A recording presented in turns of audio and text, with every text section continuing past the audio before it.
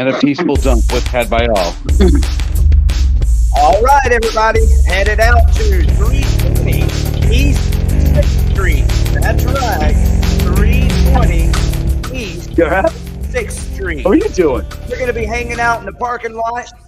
And, of course, if there's not a parking lot at the Comedy Mothership, double fuck you, Joe Rogan. We're going to be there for 5 years until we get our 2 acres and a mule. Everybody's got a million reasons to blow your brains out. With me, Ricky Warden, our host, Dave Jarvis, our special guest this evening, Jeff Totten, and I.R.A.T.E Erik. Good evening, gentlemen. How are you? What's going on? What's happening? Oh, man. Hello, everyone, and welcome to the show. Let's blow. It's been a minute, fellas. How you doing? It's been absolutely wonderful. I want to say it's been 17 years, something like that. Has it been that long, man? That's I think fucked up. so. It should never be like that. That's just wrong on everybody's part. Well, you know, y'all live way over there, and I live out here. You know how it is. Yeah. You know what they say, dude. What's that? If you want to make it happen, you'll make it happen. If not, you'll make an excuse. Hey, That's true. Else they say, That's why I'm making it happen here in Texas. Yeah, that's right. Hey, you're making it happen now, buddy. So that's awesome. Hey, Yes, you know sir. what else they say, Jeff Totten? Is they say if you can't make it to Hollywood, make Hollywood in Mansfield, Texas. Out Mansfield, Texas. What's that all about? Dude, they are building a huge Hollywood sound stage set right here. Some Really? big major investors got big time bucks, and it's building a legit Hollywood, set right here in Mansfield, Texas. Mansfield is 1 city south of Arlington. Okay. All right. It's Gotcha. Medea moves to Mansfield. Gotcha.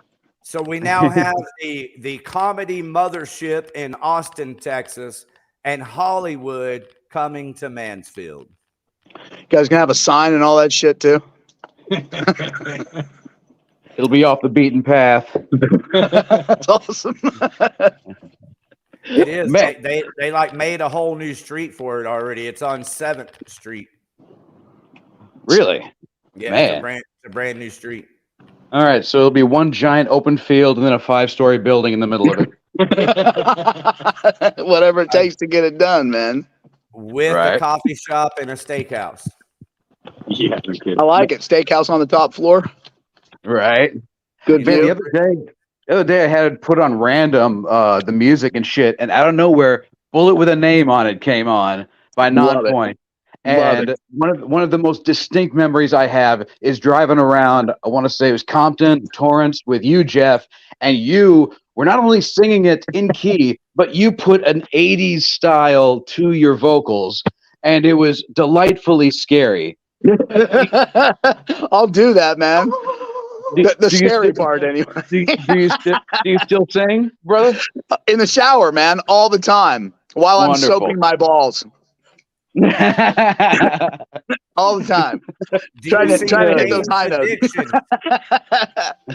Yeah, I mean, dude, I do a little bit just for fun. I mean, I'm not pursuing anything or but I've been known to roll into a karaoke night from time to time. Who's your go-to? Nice. He does a killer Don Ho. That's right. Tiny Bubbles or something. Oh man, I'd love to hear that shit. Jeff Totten, Tiny Bubble. Me too. Follow it up with Tiny Dancer. It'll be just a tiny marathon. That's right. All of that tiny stuff. Right. I like the tiny stuff. Makes me look a lot bigger. Great, Erik, everybody. Is there Erik? You in there?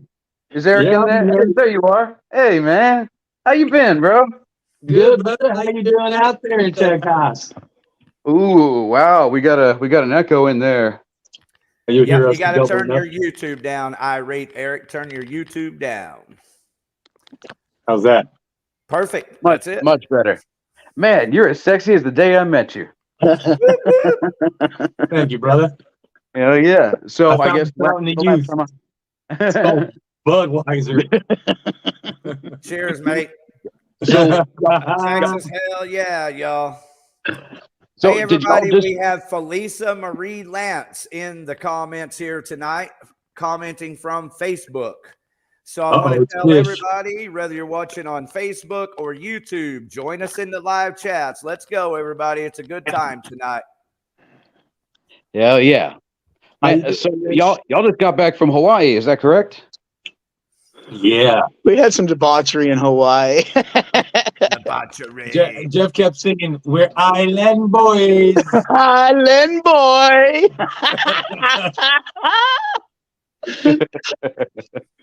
Don't blame me, man. I was corrupted. It's not my fault. Sure. Blame the victim. That's right.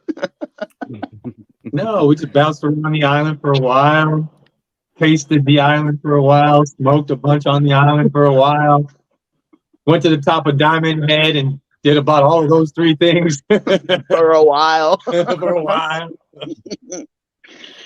Then came back. That was actually kind of vacation. We weren't on work, normal stuff. It wasn't even music stuff or nothing. That was just get the fuck out of town and go pay respects to a lost homie and just go connect for a while, do some family stuff that we don't get to do because anytime we do see each other, even to this day, it ends up being almost work. It's always touring or shows or logistics or whatever it may be at the time. But this was purely for fun. This was purely go connect. It was a good one. It was a good one. My brother, you still got that YouTube on? Me? Yeah, we're here in 2 volumes. Yeah, I'm still getting some repeat action here. Check. See, How's that now? Anybody hear me now? Yeah, there's 2 of you. There's another audio of you there somewhere. Kill yours and just use one audio. You have 2 audios in the room, like somebody's phone's on, Right your now. phone's on, the TV's on. How about now? Hello. there we go. Can you hear this audio, okay, Eric? Yeah. That right there is the single-minded man that I met in East Texas back in 2004. It's been that long? When we first hooked up with y'all. Yeah. Yeah, I guess. Yeah. Yeah. Where was that? That was. We were at Tree the next day, but where was that? Was it Abilene? Ridgely Theater, maybe? No. It was like Canton or Greenville, possibly something small. Possibly Longview. Longview could have been. Sounds familiar. Yep. Yeah, it was us, y'all, and Negative 263. It was a good show. Oh yeah. That would have been Longview then, not with Negative 263. That would have been Abilene, maybe, or Abilene. No, Negative 263 still played other places. Yeah. Yeah, we're jumping around. Eric, is it possible that you have your browser twice on your phone? Do you have 2 browsers open on your phone, maybe?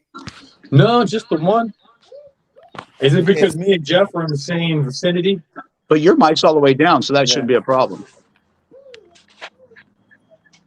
Yeah. See, these off-the-cuff mistakes are why Blow Your Brains Out is the show to watch on Wednesday evenings, ladies and gentlemen. We keeps it real. Keeping it real. All right, well, fuck it. We're going to power through this. Right. So when we played with y'all had the gigantic I.R.A.T.E van. How's that vehicle doing these days? God damn, that was a long time ago. Yeah, that was a long time ago. I presume that thing got shot off a cliff. Talking about I'm amazed y'all made it through the country in that basically semi. Yeah, it was just a big giant RV. We painted it all up to go, get the point across, and we just bounced around for a long time in that. Yeah, after a while, those things don't last too long. They blow up many engines later. So we jumped into vans and everything else. We toured in all kinds of stuff. U-Haul box trucks, pickup trucks, hatchback, sedans, all kinds of stuff. But the last time I heard about luxury. Yeah, the last time I heard about the I.R.A.T.E vehicle, I want to say Trey made a mess of it. Oh, that was a different rig. That was the Project Independent. yeah, that was rig. a project rig. Oh, okay. That was, Yeah, you'll be interested to know we haven't seen him since that. Yeah, that was. I don't think anybody has. Yeah, like, dude, he literally quit in the middle of the East Coast tour. Like, he just took your money and bounced. And like, he showed up at a Ridgely show like a few months later on stage and just popped up behind me. I'm like, get the fuck up, man, get away from me. Oh fuck. That's And, rock and roll, yeah. baby. Okay, left guys, us, right here in the comments, we need to say hi to Vil Girl. Vil Girl says whatever that says right there. I don't Hi, know what Vil the four Girl. squares What up? means. I think that means you're on fire. Hello, Vil Girl. Let's hear from everybody in the live chats. And of course, if you want to support Blow Your Brains Out with Ricky Warden and Dave Jarvis, be sure to go over to the YouTube channel and like that, subscribe, notify all that good stuff. It really helps a lot. Hey, Eric. Hey, Jeff. Thanks a bunch for being with us tonight. right. Thank you. Absolutely. So, how did you two meet? Oh. Well, I mean, you're gonna get two different stories. Two different sides. Two different sides. Think you're right. I think you're right. Well, good. Let's get side A and then side B. All right. All right. I'll go first. I'm grabbing a beer. By all means. Well, to this day, my other hustle besides music has always been I'm a pool guy. I would always clean pools, swimming pools in between touring. So one of these, this was actually before we started touring. So I'll take you back. I was a pool guy. This other guy came to work at the company I was with. His name was Doc Ensbury. And he was a pool guy. He had to ride with me for like a week and get the feel of the job. He already knew what he was doing, but company policy says you got to ride with me for a week. He rode with me for a week, and we found out we had a lot in common. Oh man, we like the same music. We just vibed really cool. We had this great week together, hanging out in the truck, cleaning these swimming pools. And Friday came where he didn't have to ride with me anymore, and he goes, "Hey man, before I go jump in my own truck, hey, I play in this band, and we're playing at the Roxy on the Sunset Strip over in Hollywood tomorrow night." And he's like, "Would you come over and check out my band? Just hang out, bro. I'm introducing you to some people and stuff, and it'll be great." I looked him straight in the eye. I was like, "You got to be kidding me. I play in a band, and my band is playing at the Roxy tomorrow night as well." And we just looked at each other, blown away. Lo and behold, I was the closer band after Doc's band. Doc ended up being I.R.A.T.'s producer, and he played in a band called Raising Cain. I was the closer band for Raising Cain, and the singer for Raising Cain was none other than Mr. Jeff Totten himself. Nice. So we got to do this gig. We got to play. We were the after band. We played. Doc tells me, "Hey, bro, you got to come to this after party. We're having an after party. It's going to be great. You got to come to the after party." This is the coolest rock star stuff I ever done because we were a backyard garage band. Playing a Hollywood club was a big deal. It was few and far between, if ever. It's probably one of the first ones I ever got to do. So the fact that it was just kept going, the night kept going, was just awesome. So we go to the after party, which turned out to be only about like 5 or 6 blocks from my house. Another crazy coincidence. We just happened to live right there. And that's where Doug and Jeff and all the band Raising Cain were living and hanging out and had a studio and stuff. So we partied and came to the after party, and I was hanging out, and this guy fucking grabs me, and I realize it's the singer for Raising Cain, fucking Jeff. And he grabs me, and he busts out a joint. He points it at my fucking face, and he goes, "You smoke pot?" And I go, "No, not really." And he goes, "You do now." And he grabs me. He pulls me aside. And we smoke this joint, and we have a fucking conversation. And I ended up not like leaving his house. I would bug him. We'd go, me and my guitar player would come and we'd bug Jeff and smoke pot and drink beers and talk music, till he was blue in the face, because, he was a plethora of knowledge that we couldn't get from anywhere else being kids. Nobody could tell you how to play these places or the business side of stuff or how to excel. So we just kept hitting him up, and we kept saying, every day for like a month. Dude, you should just manage us, man. If you manage us, we'll work. We'll do this for you. We'll work hard for you, man. We'll show you we got it, what it takes. And he was just like, no, I'm too busy. I'm with this. I got this. I got that. And it was a month later, and he just got sick of it one day, and he turned and he yelled at me, and it was like he just blew up in Jeff fashion, like he always does. And just like, God damn it, Erik. Fine, I'm gonna manage you, and we're gonna do it my way. And if you have a goddamn problem with that, kick it. And I said, I got a problem with that. I'll see you tomorrow. He's like, okay, cool. And that was it.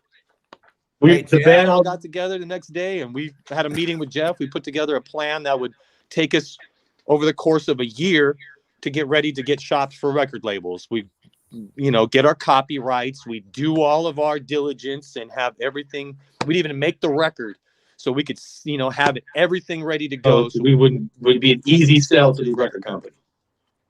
And we just did all of that instead of a year. We did it all in like 3 or 4 months, and we were just jumping.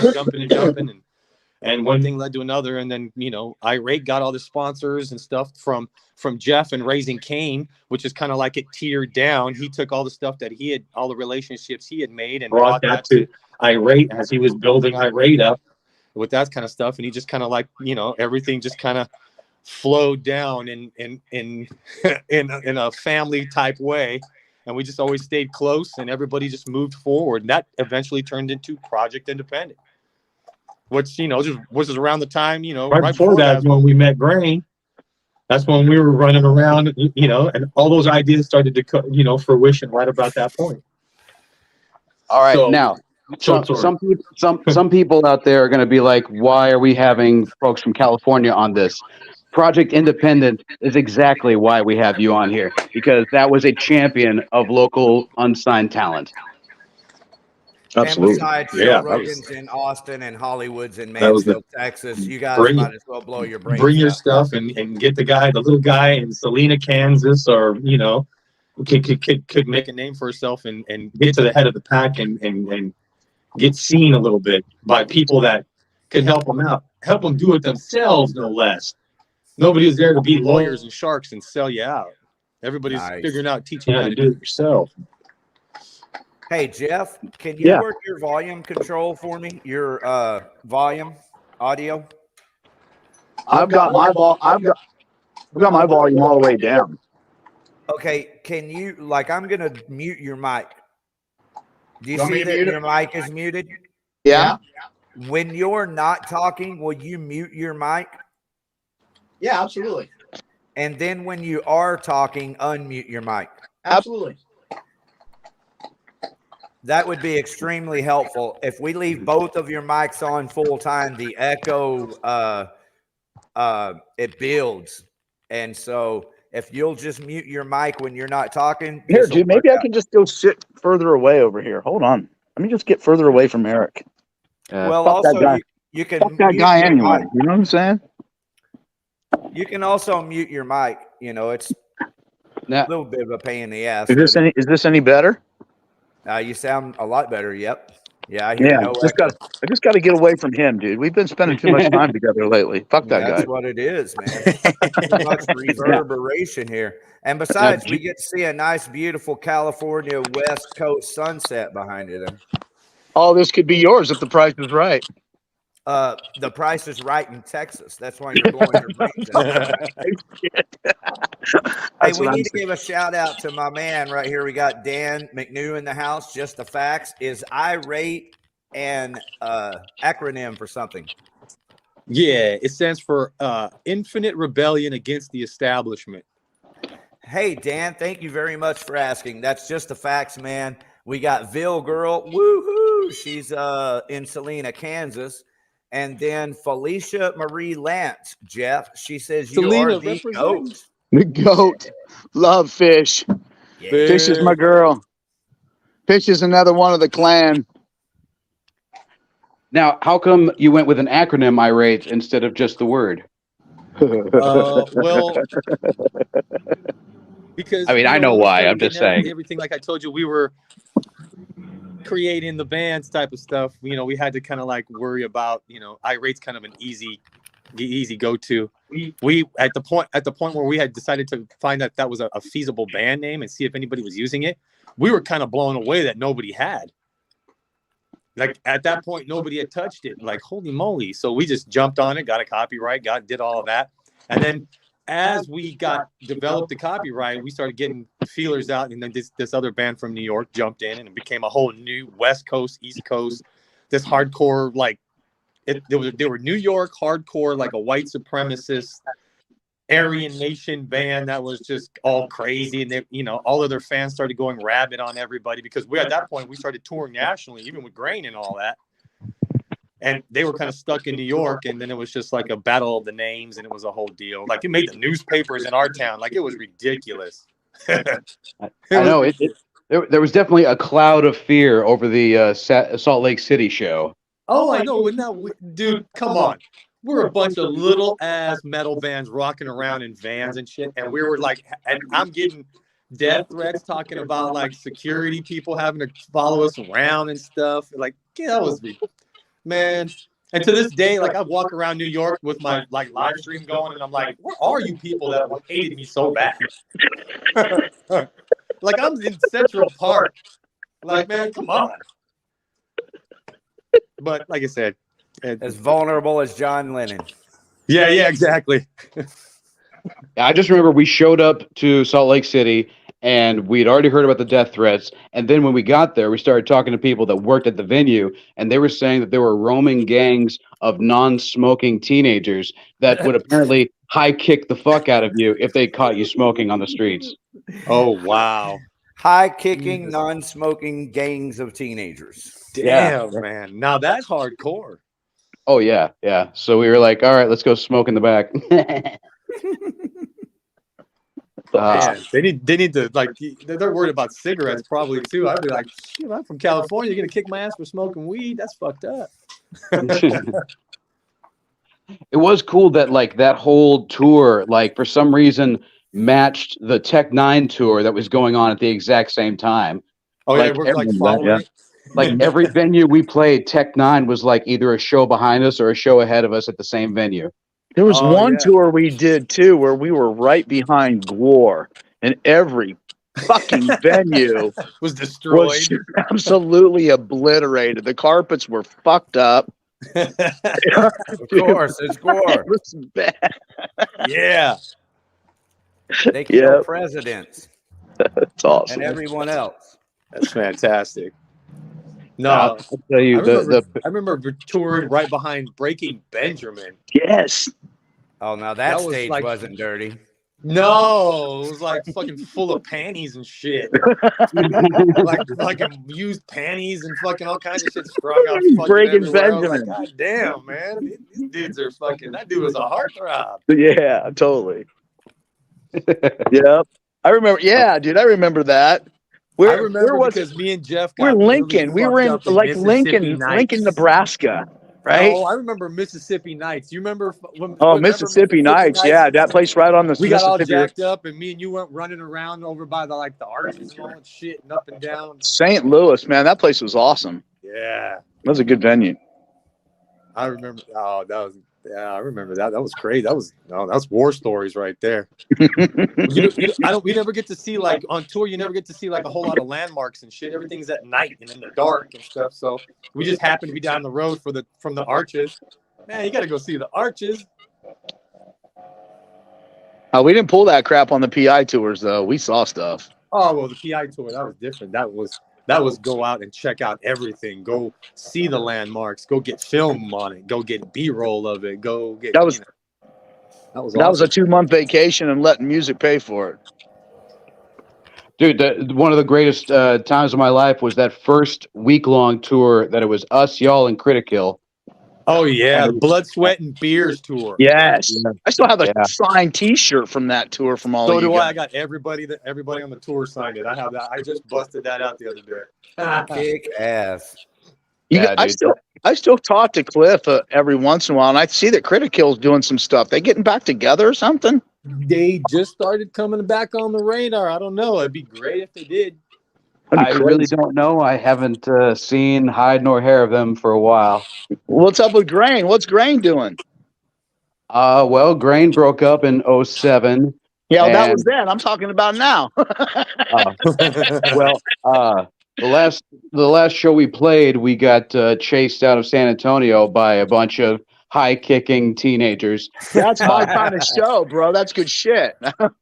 So yeah, that was like 6 years ago, and we've all just been like, man, fuck that. Hey, bro, you got to embrace your haters. They're a constant reminder of just how much ass you're kicking.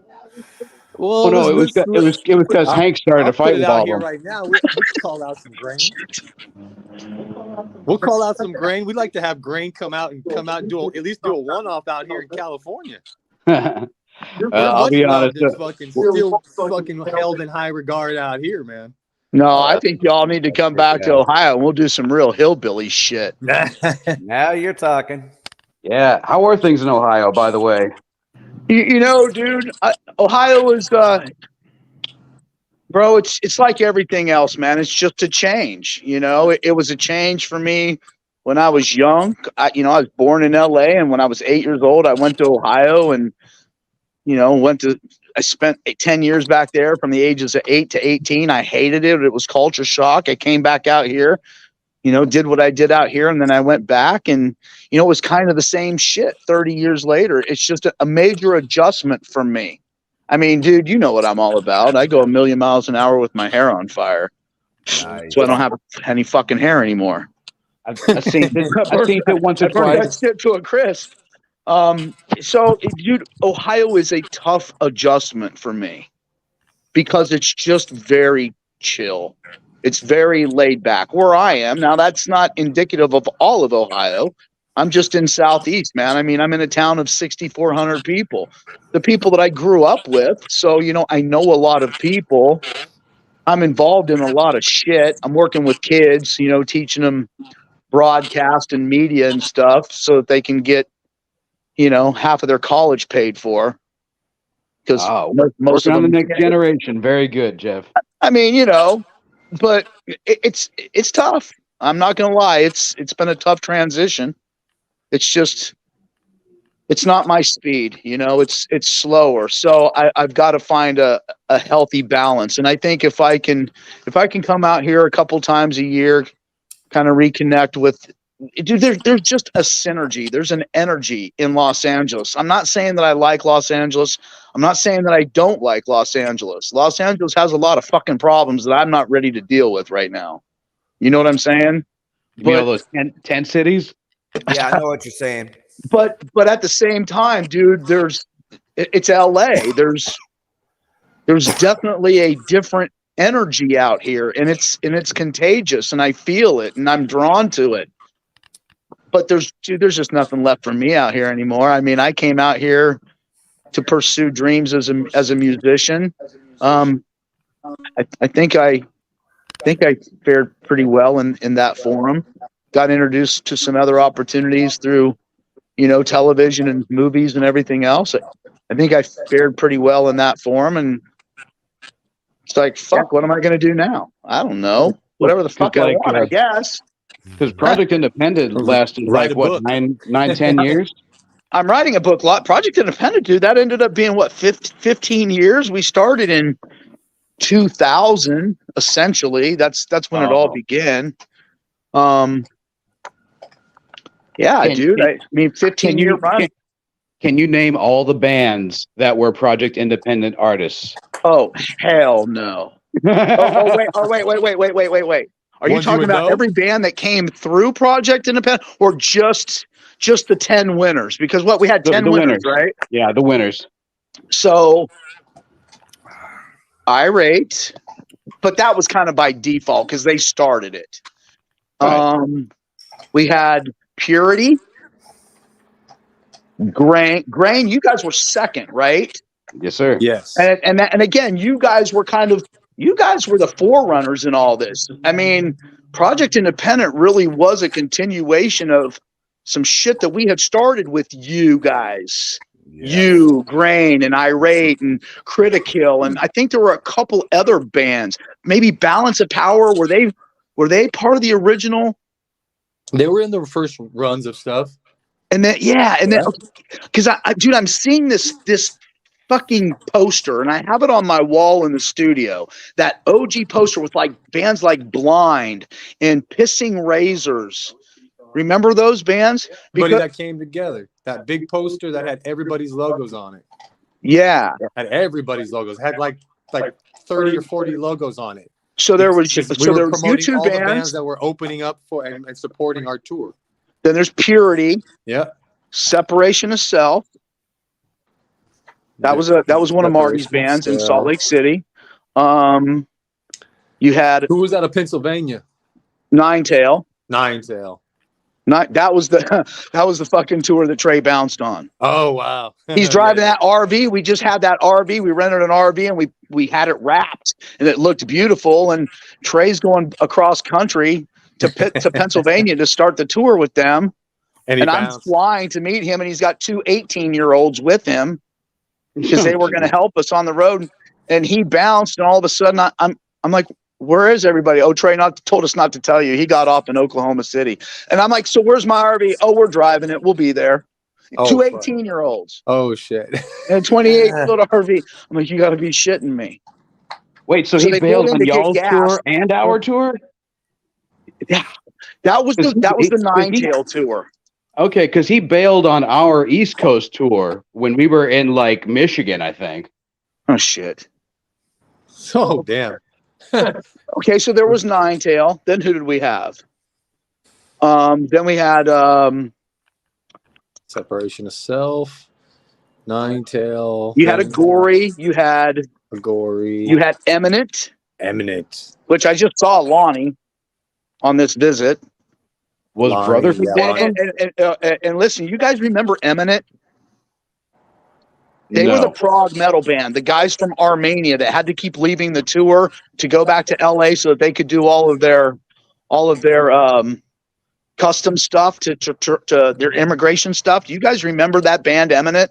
I remember they got in trouble because the one guy in the band took pictures on the tour of Train. In Wichita, and he got arrested because he was taking pictures like right around like terrorist stuff, and they thought he was like taking pictures like terrorist stuff. It was against the law to take pictures or video of a train going by on the road. And we were, of course, in a white van, a passenger van, because that's what we tour in. So when we were in Oklahoma City, we went to where the bombing happened, and boy, the cops, the FBI, rolled up on us because again, they're Armenian.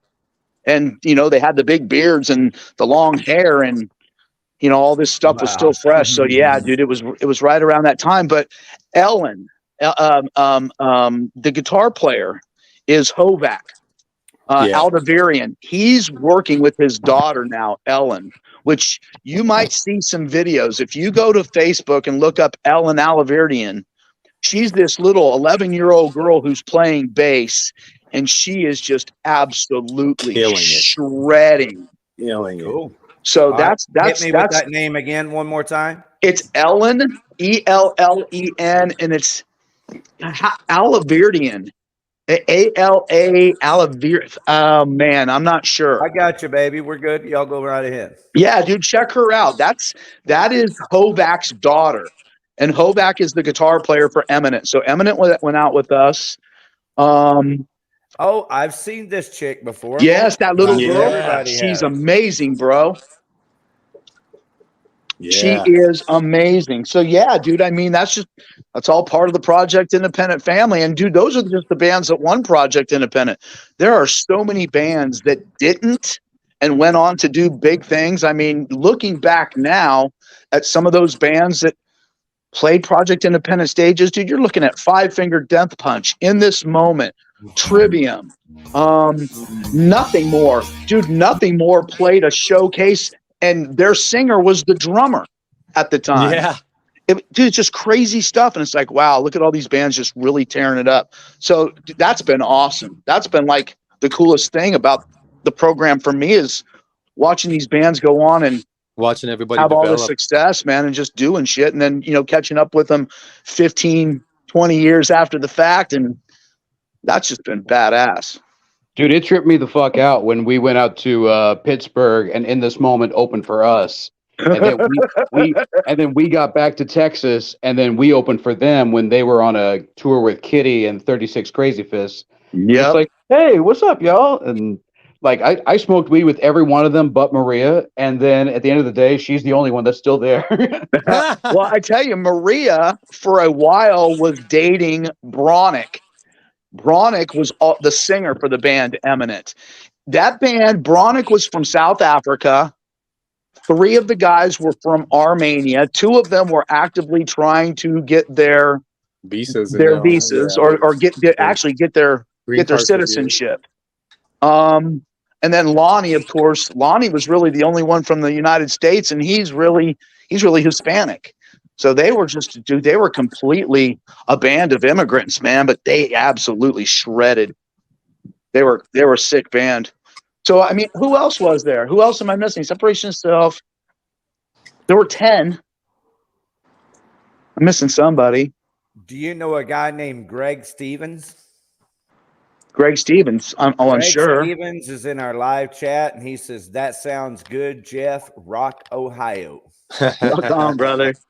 Rock on. Absolutely. Yeah, dude, there's been a lot of great bands. I mean, even Bad Wolves. This is a fun story, guys. Bad Wolves. Right. That's the band that did the zombie cover, right? Zombie. Hey. Yeah, exactly. After the girl from the Cranberries died, they had that zombie cover and it got very famous. They're a Seattle band, dude. We saw them. They actually showcased at Studio 7 in Seattle, and they do a very good version of that song. But when they showcase, and again, you guys know what Project Independent's about. It's an original showcase. It's an original music showcase. Those guys opened up their 30-minute set with that song, and dude, I ripped the shit out of them for doing that. I'm like, what are you guys doing? I go, don't get me wrong. The song was awesome. You performed it awesome. But this is original music. What are you doing coming out, starting? Dude, I ripped the shit out of him. And then all of a sudden, that's the song that breaks them. So just goes to show you I'm full of shit. And I see y'all are still rocking with Jesus Rides a Rickshaw. That's awesome. Oh, yeah. They are now Jesus Rides a Rickshaw again. Remember, they were a rickshaw for quite some time. They originally were Jesus Rides a Rickshaw, and then with their sponsorship with Jaeger, they dropped the whole Jesus thing and they were just rickshaw. But now they're back to Jesus Rides a Rickshaw. Yeah, we still have wonderful footage of hanging out with them and slapping the fuck out of Rick. Dave Jarvis good time. Rain tour throughout California with I.R.A.T.E. Ask Felicia Marie Lance in our live chat, brother. Yes, yes. It started at Whiskey A Go Go, which, my God, thank you so much. Thank you. Y'all let us play the most famous venue in the world.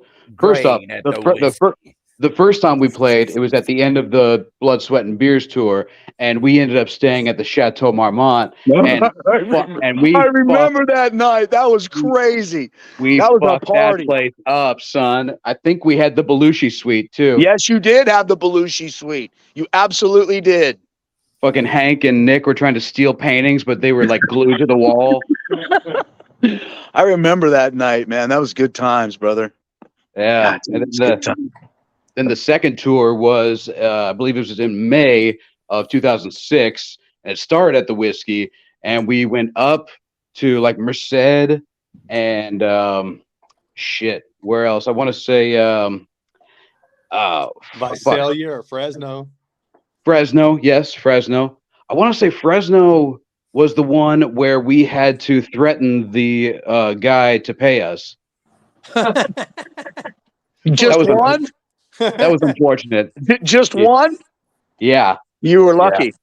Oh, I know it. We had to threaten most guys to pay us. And I want to, we cut across to Reno. Oh, look at that. Yeah. And then you probably went over to Salt Lake, right? Because I know you guys used to do that big circle. It started just going from like Reno to Salt Lake, and then you guys got integrated up in Montana with like Endeavor, and then we started to stretch the loop further up into Montana and then down the 25 through Denver and Colorado Springs and all that shit. Running around the mountains. Yeah. I want to say we also did 4 shows in Washington State. I know we played Casper, Wyoming, because Casper. okay, I'm going to tell the viewers something that might be troublesome, so get over it. But Casper was a wild place, bro. Here's the thing. There is a different age limit or age restriction for people to have sex, and in Casper, it's 16. So we play this show, and the bartender's 16-year-old daughter is running around completely topless the entire time. And we're just like, yeah, this is really fucking illegal where we come from. And they're like, well, not over here. I'm like, oh, Jesus. Yeah. Hey, Dave, I got one on you, brother. I remember that like the back of my head. Remember the fucking, we went and stayed at the house of the promoter in some crazy ass like little basement room with couches. And we had all these girls that were called Band-Aid, calling themselves Band-Aids, that had followed us from the other city previous. And it was like Sodom and Gomorrah, and the floor surrounding us was filled with cat shit. It'll be in the book. And we were all sleeping on couches and floors. It was that was a rock and roll debauchery night, man. Oh yeah, dude. Hank fucked some girl so good that she followed us through 3 states. Yeah.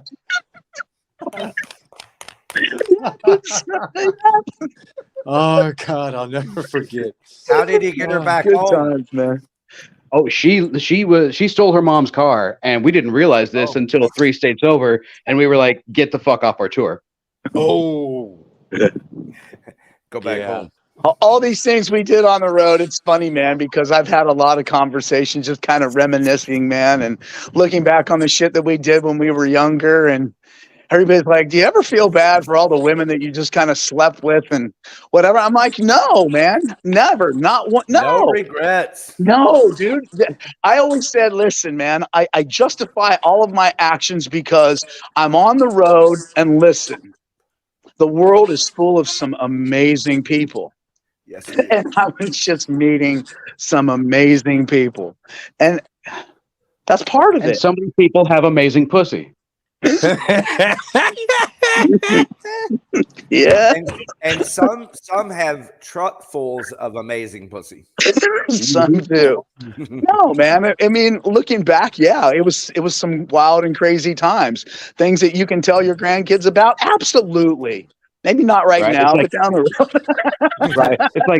It's like When do you feel 16. Yeah, do you feel bad for all the women you slept with? I'm like, no. They probably feel bad. They feel bad, but I'm good. Don't. No, they remember it as that was their heyday too. So they're all got 4 kids and they're married and remembering their days they were running around with the bands after the gig. Mm-hmm. Either that or they're thinking one of these days I'm going to tell that kid who his daddy is.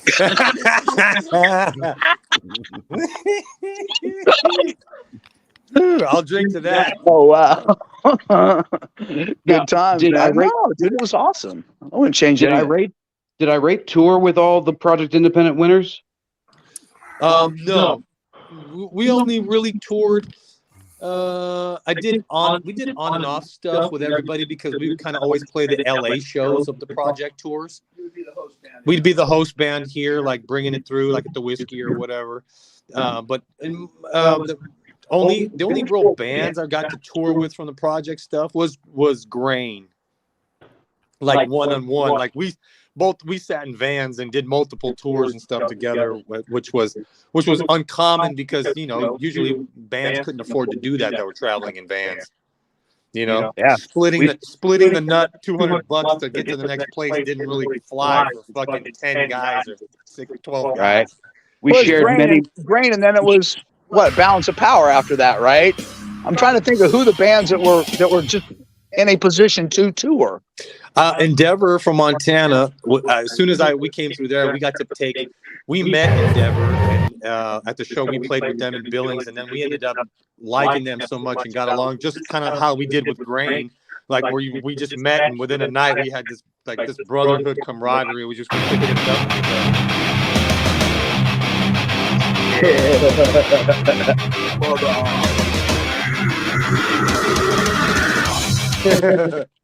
was the one. That was the bomb track. Yeah, we would always get up on stage with y'all for 1, 2, 3, 420, and y'all would get up do on the Hate ganja Them with us. song. It was good times, man. Totally Hell good yeah, times. brother. We still do that to this day. Yeah, and I don't know if you've seen the Grain Home video. It's on YouTube, but one of the more prominent shots is Bobby Ralphing all over his belly. I gotta revisit that moment. That's crazy. I just recently reconnected with Bobby. I got him playing. He joined another project we started called Troops of Boom. So I actually got him, and then this time he's a front man. He's on the mic with me, so he runs around being crazy ass Bobby without a guitar. But which one is Bobby? He was the bassist. Bobby would probably be One on the right or the one right. on the left? Yeah, but it doesn't really matter because we all wear the mask. Any one of us could be. That's what made it funny. Yeah. How did Troops of Boom come about? We put it together, no joke, in about 6 weeks. I had gotten the opportunity, which doesn't come up rare around here in the LA parts, to put together a big enough festival where I could bring in a couple of my brother bands like Balance of Power and Jesus Rides a Rickshaw, that that we just like to get together. We've been trying to get together like in every region of the country and get these little reunions together because we have so much fun and so much memories, and we just like creating more. We got this really great family thing going. So it was kind of my turn, and that opportunity came up to host it here in LA. So we put together like a killer weekend, which is normally it's like, okay, I call up I.R.A.T.E. We do the I.R.A.T.E. will host the weekend here in LA, and it's I called my boys in and we had a festival, and then we took another. I had my birthday. It was a birthday bash on Sunday, the next day after the festival. So we just booked that date. So we had 2 dates back to back where everybody would just be together here, hanging out on the water, partying at my house, So I made the call, and I took the opportunity because it was going to go by real quick for those spots on this festival. And so I jumped on it, and then I called my boys and said, hey, we got this gig we got to do. And then it just turned out like it wasn't in the cards that they couldn't make it, because most of the I.R.A.T.E. guys now, all of them live in Billings, Montana. Nobody but me is in California. And Edgar plays, he moonlights in I.R.A.T.E. once in a while, but right now he's in Maui. So we're all spread out, and I'm the only one here. So I had to host a festival, and I had these spots, and I wanted to, bring it, and I didn't want to let my boys down. So I took the opportunity to bring a bunch of musicians that are all just hanging around, a bunch of fishing buddies that we literally go fishing all the time. We live on the water, and put it all together, and just like, let's put something together. So we started putting some together, and we just made this kind of crazy hybrid group of this hardcore, deathcore, like super freaking heavy stuff mixed with hip hop. Nice. Which is, I.R.A.T.E.'s always kind of come from the new metal school of stuff, so it's nothing kind of different for me to step outside of. So, and then we just kind of themed it all within the I.R.A.T.E. umbrella of stuff. I.R.A.T.'s kind of a family, and we just kind of like create this whole thing kind of like a brother band to I.R.A.T.E. And then I stuck it, like half the guys in it are guys that have played in I.R.A.T.E. on and off in different tours and stuff like that. And then we all just kind of get together, and in 6 weeks we recorded a bunch of stuff. We made a bunch of tracks. We got together, we wrote a bunch of material and banged it all out, and we had it all ready to go. And our first performances were this last weekend we just did with Balance of Power and everybody that came out. We did the festival. We did the festival over in Gardena, and then we did a Long Beach at a very famous joint called Alex's Bar, like a sick, famous punk rock bar out here in Long Beach. So it was a great freaking venue. Fuck yeah. And we just laid it up 2 nights in a row. Everybody got tanked, had a great time. I've been releasing the videos. The parties are more legendary than the shows, which all happened at our house here, at the compound. Damn right. Of course, always. But Unless but it's at a hotel, then you decimate the place. But otherwise, yeah, the parties afterwards are always the best. Oh yeah, man. No, and it just everybody connected, and we got this family vibe that we can't shake. So we're gonna do it again. We're all talking about going back up to Idaho and doing a river rafting deal. We did it last year where we get together and we do a a river rafting with Marty, Rocky Mountain Hardcore. Dave knows that guy. Yes, sir. He's up on the Snake River, Salmon River up in Idaho, and we get together and we do a where everybody gets together and plays a concert, and we do a river rafting trip with all the bands and boats and stuff, and we do a float down river causing chaos and havoc. It's a pretty good time. So we're just keeping that going. We're gonna do it here. We're gonna do it there. Now I think we're gonna attempt to try to do it at Jeff's at one point. We're gonna go out to Ohio and raid Jeff's compound. We're gonna put some flatbeds up. Don't even need those. We're good. I got a little amphitheater back there on my property. It holds comfortably about 100 people. I think we can get probably 150 to 175 drunk fucks in there. So, you know, our kind of people. Perfect. Damn right. 175 drunk fucks. All right. Hey, Jeff, I think you're muted. He muted himself. So. Oh, sorry. So You're good. Yeah, man. I mean, operating. I've got a little amphitheater there that holds about 125 people, and we probably slam 175 in there if we get them drunk and stand them up, leaning on each other. We'll be all right. Now, will this be under the Project Independent umbrella or NIRMA? Or what? No, dude, I'm not allowed to use that name anymore. I sold that entity to somebody else, and that thing is no more. I'm not allowed to do anything with it. It's done. What about NIRMA? Wind, dude?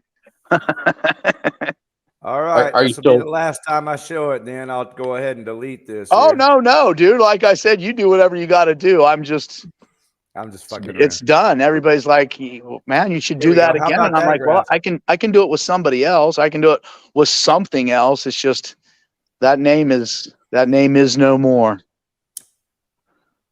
Are you still doing NIRMA? I guess our mankind was a threat to theirs. Hey, Jeff Totten, how about this one here, NIRMA? NIRMA was good, man. NIRMA was a concept to do some stuff kind of like the next evolution of Project Independent. But again, when Project Independent went, so did all the ideas and the brainchild stuff that went with it. So, man, that's a bummer, because that NIRMA showcase, that NIRMA Awards was a pretty awesome night, man. We did that in association with the NAMM show. We had the Yost Theater. It was, I mean, dude, I'm biased. I put it on. Erik was there. He was there as an attendee. It was pretty awesome, dude. I mean, we honored Brian Slagle. What? Brian Slagle? We honored Brian Slagle. Yep. The new heavy metal review, Brian Slagle. Yeah, Brian Slagle, Metal Blade Records, the guy who just heavy metal review, Jeff Totten. The guy, well, Brian Slagle, he's the guy that founded Metallica. So we had Metallica do a piece for us, and had a lot of people in the room. I'm triviaing you. Do you know what the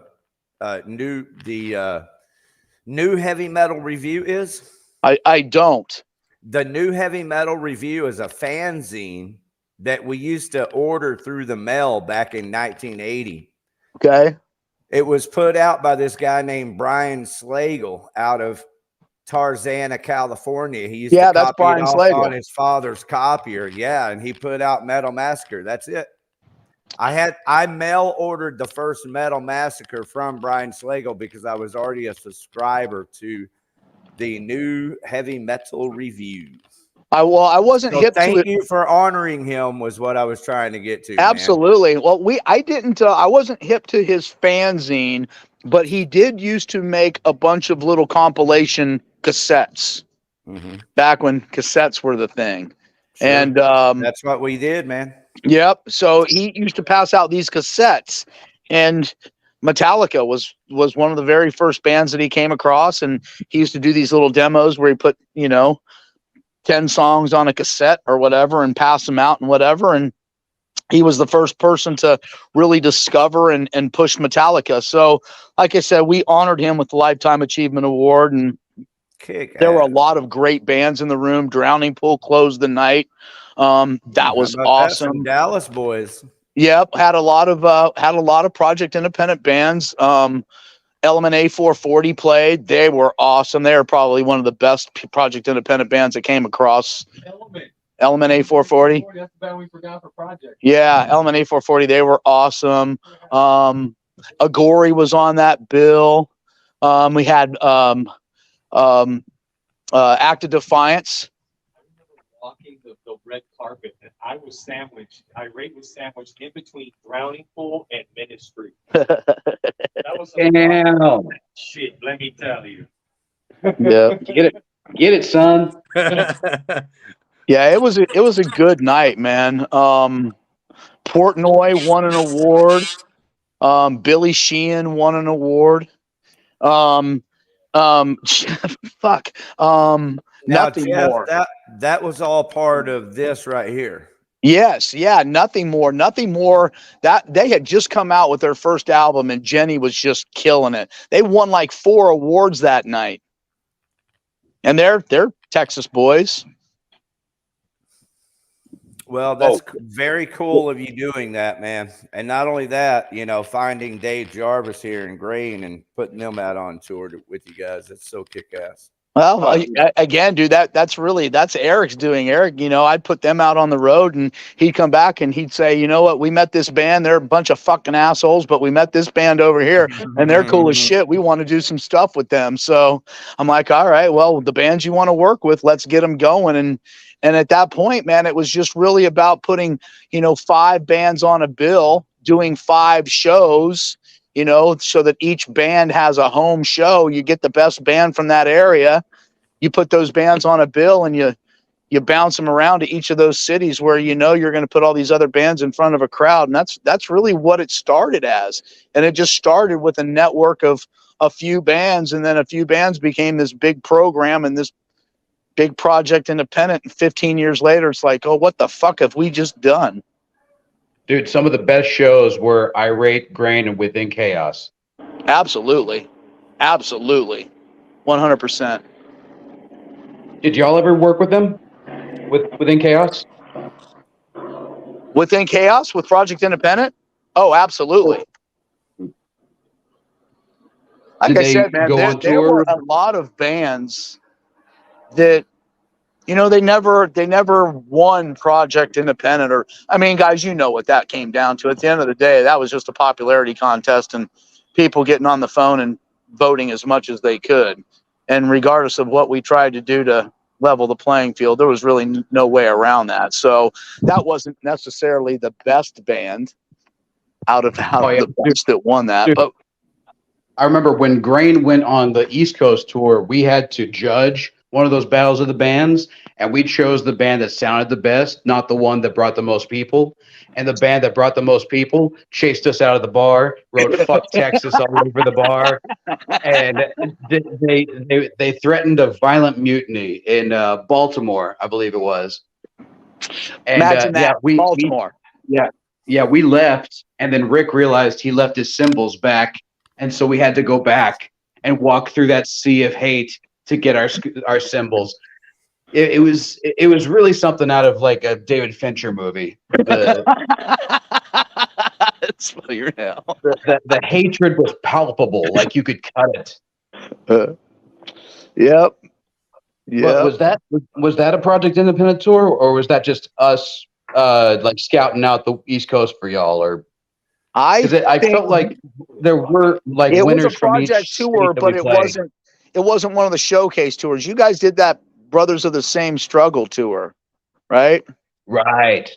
That's what you guys did together. The Brothers of the Same Struggle tour. Is that right?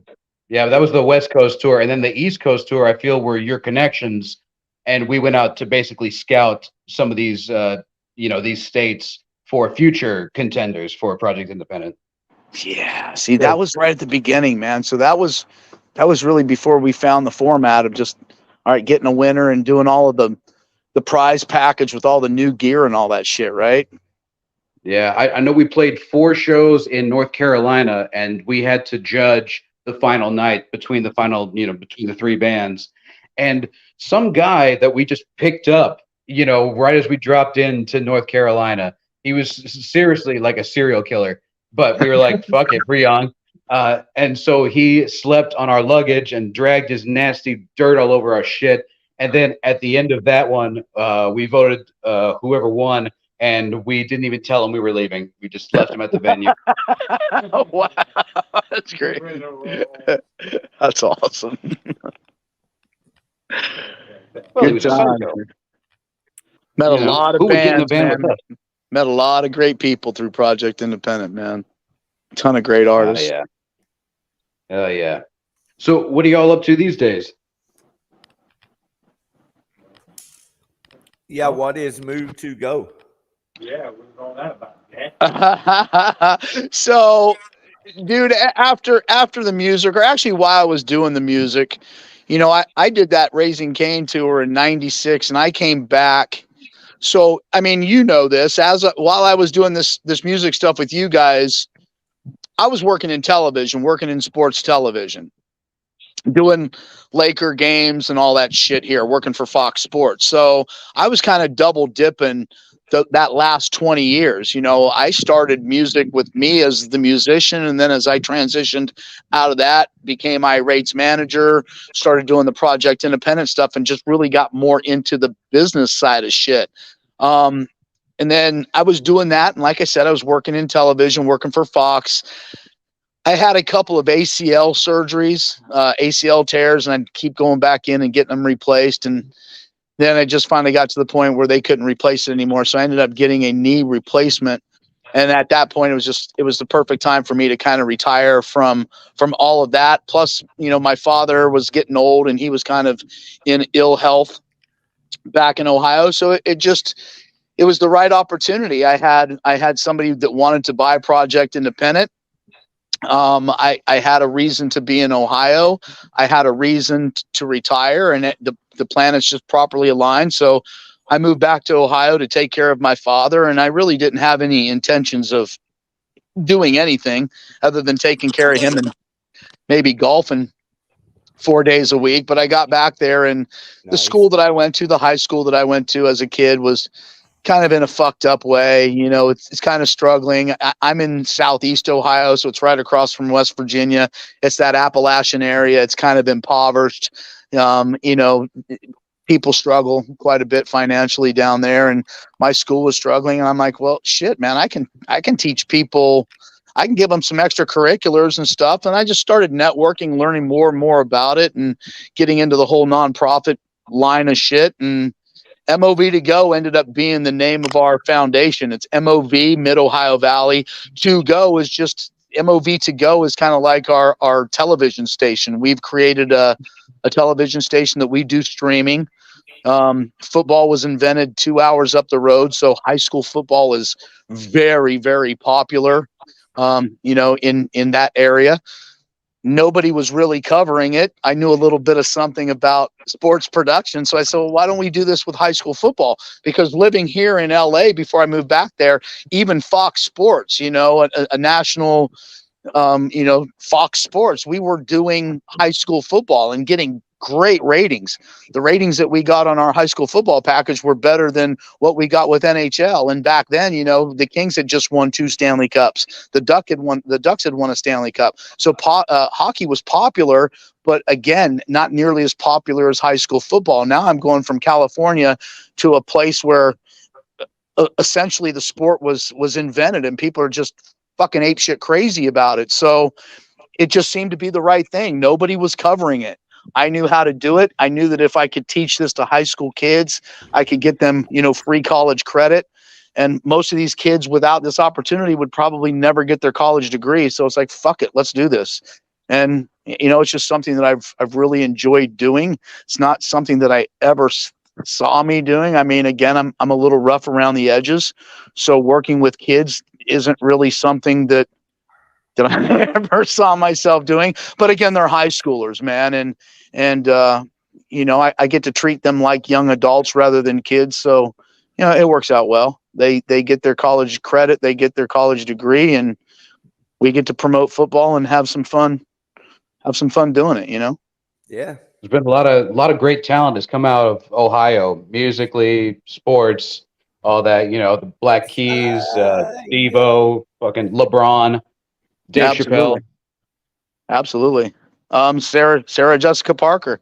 She's from Nelsonville, which is one of the high schools that we cover. That's one of those schools down in our hood. Joe Burrow, he's from Athens. Again, Nelsonville and Athens, those are two towns that are like 10, 15 minutes apart from each other. That, Joe Burrow's like 20 minutes from where I live. So yeah, dude, there's some shit that happens there, but again, really finding that stuff, comparatively speaking, is like finding a needle in a haystack. So whenever you have good shit like that happen, man, you really got to hold on to it. Oh yeah, dude. I remember one of my favorite movies growing up was Airborne, and the kid, he moved to L.A. from Cincinnati and started rollerblading. Or no, wait, he moved from L.A. to Cincinnati and he couldn't surf anymore, so he started rollerblading, and it turned into a whole ski school kind of thing, but on blades. Absolutely. And that movie inspired me to put on inline skates for about 5 minutes, and then I was like, "Fuck that shit." I got this vision of Dave skating on one leg inline on the rollerblade. That's awesome. Yar, patch over one eye. Fuck it. Right. Hey, Erik, are you still doing your sailing podcast? Yeah. I'm still. I do a bunch of stuff. A little YouTube channel where I do fishing and stuff and sailing. I got into the boats like. Could you unmute real yourself? quick? Yeah, he needs to unmute himself. And while he's doing that, check out who's in the house. Hedonistic Punk Vatos. Hello, peeps. How about What's that? up, buddy? Dave Jarvis. Yes, sir. They have busted the virgin hole. The virgin hole. There are many virgin holes that we will bust. They are now blown their brains out with us tonight. The hedonistic punk vatos. This is a local Dallas Fort Worth punk metal band. Nice. Good to see you guys. All right. Yes, sir. Erik, you had Rick out there not terribly long ago. How was that? Oh, yeah. He came out. He came out to come have a little vacation time and go get a little boat time. I jumped on my boat. I had kind of like got moved onto a boat because I kind of found myself homeless right at the beginning of the pandemic. A place that I was staying at kind of like was going to get condemned. It was, due to some issues or whatever. So we had to jump ship. So I found a boat for like $1,000, a sailboat, and jumped on the boat, started living on the boat. And during the pandemic, my kid was just jumped on with me. My daughter, she was living on the boat with me, and we just stayed on the boat. We got internet. She went to school during the day, and then we just started pounding out. I was always been a fisherman, so I just started pounding out a fishing channel just to bide the time away because we couldn't go to work. Yeah. And then all of a sudden, I got into sailing, got into the boats hardcore, and I started restoring boats and selling boats, and now I teach sailing and take people to Catalina Island fishing charters and stuff. When Rick came out, we just pounded. I got my captain's license. Nice, congratulations, bro. Because while we were bored sitting there, that's very impressive for a rocker. For the pandemic, so now I can jam around and take my friends out and everybody. We go rocking around Catalina Island, go sailing. We go fishing on a sailboat, which is kind of crazy to begin with, but we take them fishing by. We got the big old battleship over here that's in the harbor. So we go running around the battleship, or we go running around the harbor, and then we just put the sails out, lean that boat over, get that mast like that, and just start hauling ass, which is only like 5 or 6 miles an hour on the water, but it sure feels fucking fast. Dude, every time you post pictures on like Instagram or whatever, I'm like, I hate boats and I hate the water, but I really want to be there. Well, dude, man, come on. That my whole issue. We had bad weather and stuff for this time, but my whole deal with having everybody come out, all the bands for this little concert weekend we put together last weekend, where I had all the PI bands come down. That was literally because I wanted to get everybody to come for a nice little booze cruise, nice little marijuana cruise in the harbor, where everybody could just chill and go sailing and stuff, to get all my boys out on the water while they were here. But we got swamped with storms, and our venue had to get changed. We had to put it indoors. We got hit with all these crazy storms here in California that tore up all the docks and all the seafront. So we changed it over. But dude, anytime anybody of the band's guys and stuff want to come out here, I always see like Rick or you guys, man, dude, come out. We'll get on the water. We'll go fishing. You got to get some Pacific time. How about that, Dave Jarvis? That sounds fun, except I'm not going to lie. The news has not been very favorable towards your section of the world. Was California about to fall off of the? No, it's like I peruse a lot of Twitter, and there are quite a few carjacking videos that I've seen, and yeah, but your bros will guide us through that, man. We can make it. Nah. When you come out here, that's why we stay on the boats, bro. We're out on the sea. I'm totally equipped for the zombie apocalypse. Right. All you got to worry about is pirates. Yeah, exactly. Dude, no, we are the pirates. Dude, fucking A. All you do is say I.R.A.T.E, you put a P in front of that bitch, and it's pirate. the great I.R.A.T.E.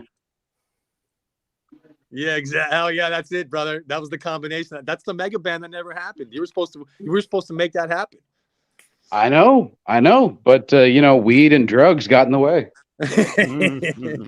It's all that mosh pit on a stick there, buddy.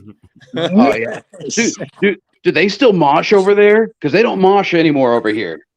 This whole weekend, both nights they threw down. We always have people that throw down from the old school pitters. Yeah, they have punk rock clubs there, Dave Jarvis. Yeah.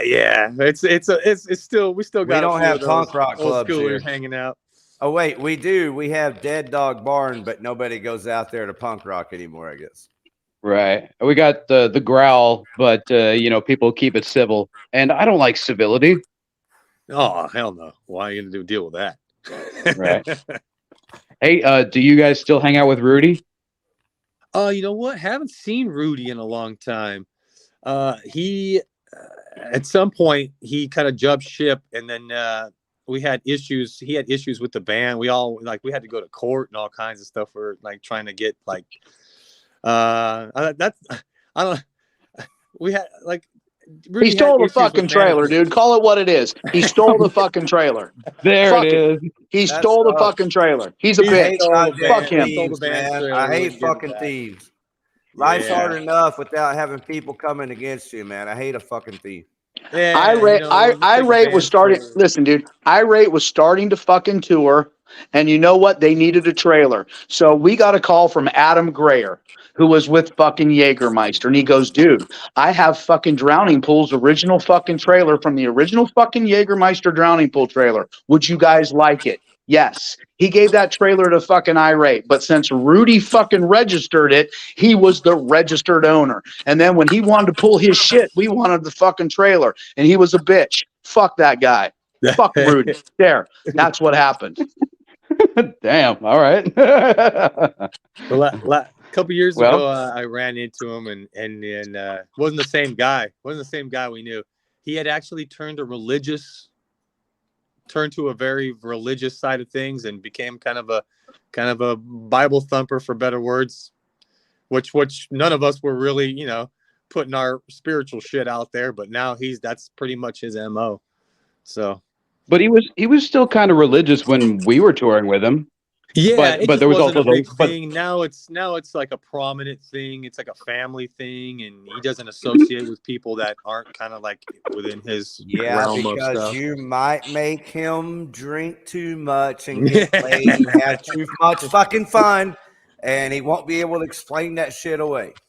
Yeah, exactly. Sorry, everyone. Hey, and you know what? A lot of us do stuff. I'll put this on the table. A lot of us do stuff when they get involved with a girl that makes them do stuff.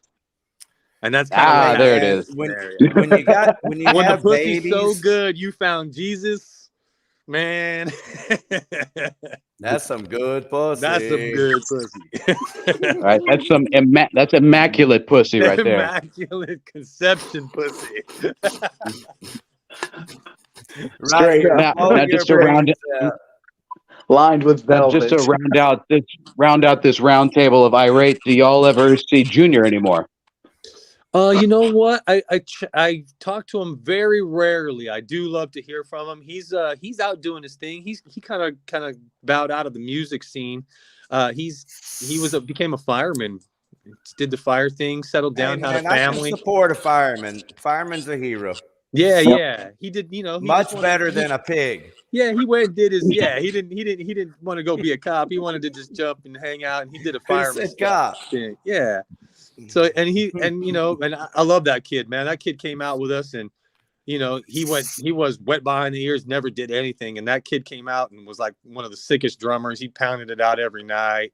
He was, he never got carried away. We kind of taught him his stuff, and I still got a lot of love for all those guys. I get along with pretty much everybody in I.R.A.T.E that's been in and out of the band. We still all got to love, and like a lot of the guys jump in and out for like they'll come in for a year or jump in for a show or two or whatnot, and everybody still gets along. Everybody still talks, and it's a mix of good and old because just throughout the years, goddamn, I've been doing I.R.A.T.E now for the better part of I got to be going on 25 years at this point of the game. So that's a lot of touring and a lot of friends and a lot of a lot of lineups and. Oh yeah, dude, y'all taught us so much, not just about playing, but also surviving on the road. I never once touched a salad until you told me that if you put shit into your body, you're going to play like shit. Oh, you know what? We end up eating. When you're eating at truck stops every night as your dinner and like your main meal, we found that truck stops 24 hours had a lot of shit tons of Subways. But if I found that if I eat that crappy lunch meat they would put on the Subways, I got sick. But if I ate vegetarian salads or they ate the vegetarian fucking sandwiches at Subway, I would live. And I ain't no vegetarian. I want goddamn filet mignon and tomahawk steaks and shit. Half a chicken I'm fucking full of barbecue sauce on my plate. But on the road, shit, we want to survive the next day and not be stomach fucked and shit, all kinds of stuff. Same thing with drinking. We pound drink. Man, I used to have to freaking trying to keep up with your brother was like a damn Olympic freaking exercise. It was like a competition because boy, man, that boy could party. Mr. Oh, Hank I know. could party like nobody's business, man. And here's the thing. Those two tours that we went on with y'all, he was underage. Oh, who, Rick? No, Hank. Oh. Yeah, Hank was young. Hank wasn't 21 at that point, right? No, he was still 20 in 2006. Oh, he drank like he was fucking 30. Oh, he was a professional by then. Oh yeah, are you kidding? Absolutely. I had so many nights of wrangling Hank in, like, God damn it, Hank, put the paintings back on the hotel walls. Now put the pots back down. Take the TV out of the bathroom. Fuck. Now dude, we just and then you've got Rick, Rick double fisting over in the corner, just encouraging the shit out of him. Yeah. Just go do shit. Do some more shit. It's cool. It's funny. And total antagonizer. Right. And then the after party after the first night of the 2006 tour, we ended up in some chick's living room where there was just a bed on the living room floor, and then all of us sleeping on couches all around it. And we had to listen to Nick fuck this fat shit while we pretended like we were sleeping. And to hear two fat people gyrating on top of each other and nasty sweat and probably lice is not the best way to fall asleep. Was it a blow-up mattress? I think it might have been, yeah. Did you get those fart sounds with it? Yeah. And I never knew that sweat made a sound, but apparently it does. Oh God, man. No. I got one to beat that one since we're going down that road. Yeah, let's go. We were talking about Casper, Wyoming. I remember being in Casper, Wyoming, and I was on a couch with some chick and Trey was at the foot and I was at the back end, and we were both fucking having fun. Now, was this a 16-year-old chick? No, she was actually illegal. Illegal 16-year-old. This was a legal 16-year-old. Good. Just clarifying. Okay, and so Trey you're was on the the tour floor, manager, and then all of a sudden, I remember Like everybody was fucking crashed out. We wake up in the morning, and Rick just happened to have his head by the couch where we all ended up being. And Rick literally gets up off the pillow. He's literally got like used rubber surrounding his head. Oh, Jesus! He comes up. He's got one in his hand, and he's like, "What the hell, man?" Oh Lord, Dude, that boy got run through the ringer, man. I swear. Oh goddamn, that was evil. I think I that's have why a permanent picture of Rick holding a rubber up next to his face, going, "Really, guys? Come on, man! I sleep here, bro." I think that's why nothing really bothers him anymore, because he went through so much bullshit with us. He's got to had to have a thick skin by now, man. Oh yeah, dude. And Oh, and I don't know if you've heard, but Nick is now a world-class prize-winning brewmeister. Nice. Yeah, apparently his homemade brew has won first place in like all different kinds of these beer awards, and he like travels throughout the country just brewing beer. Like, man, That's rad. that's fucking badass, bro. he's badass. Man, This we is spent many Condom nights. Face We used Rick. to brew beer and take it on tour. Condom Face Rick. Is this who we're talking about? Yeah. No, Nick. No, Nick. Nick. Yeah, we have a Nick and we had a Rick. Just clarifying. Yeah. And now, Nick was a shredder, man. He was a great fucking guitar player. Yeah, and you want to talk about somebody that could drink you under the table. That was the guy right there. Yeah, well, see, you know what? We were all drinking. We could all pound drinks and everything else, and we acted like we were drinking. See, Nick was a guy who could pound it all, be right at the same table, and he was cold hand Luke the whole freaking night. Yeah, and then he would explode. Like, yeah, man. Yeah, then he would explode at like 3 a.m, just be like, "Where are my motherfucking slippers?" Unleashed the unholy 10. Yeah, dude, I remember we played Bradford, Pennsylvania, Bradford, Pennsylvania, and he ended up in such a bad fight with Rick that he ended up sleeping next to the Coke machine in the lobby of the hotel. Oh no. like in his shorts and like sitting up, and we woke him up and he immediately started drinking. That could have been any given night. It was.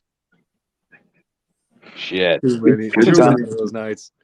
Yeah, man. So, y'all got any shows coming up? I just killed a long weekend, and now I just got hit up to do I think we're gonna go. We're trying to book it in July, but you guys ever hear of Mark Rizzo? He's a guitar player. Was a guitar player for Soulfly. He's a guitar player right now for El Nino, and we're kind of buddies with him. And we went and played in Idaho with Mark, and then we kind of been talking about doing like he wanted to come out and do some shows out here. So we were trying to put together a little tour where we start up in. We're supposed to start maybe in Salt Lake or somewhere like that, and then a couple of dates in California, like San Francisco, Long Beach, maybe here, a couple of dates here, and then we're supposed to round out that tour, like maybe like a week-long tour, round that out in Mexicali. There's a date in Mexicali that we have to all make it down to, which would be kind of cool. Go down there, and I.R.A.T.'s done a lot of shit in a lot of different continents, going up between here and Canada, but never gotten to go like into Mexico and stuff. So that'd be kind of cool. Cool. Hell yeah. But that's like for the summer, and then I'll probably do some. I got to get back up to Montana with my guys to do a bunch of stuff in Montana because it's been a little too long a wait. It should have been this probably.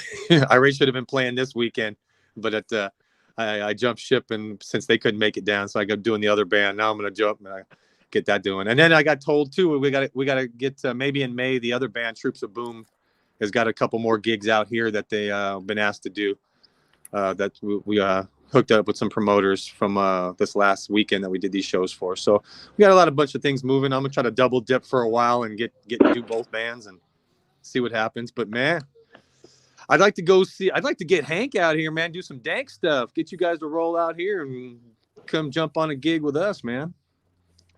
All right. Well, we are definitely a left hook.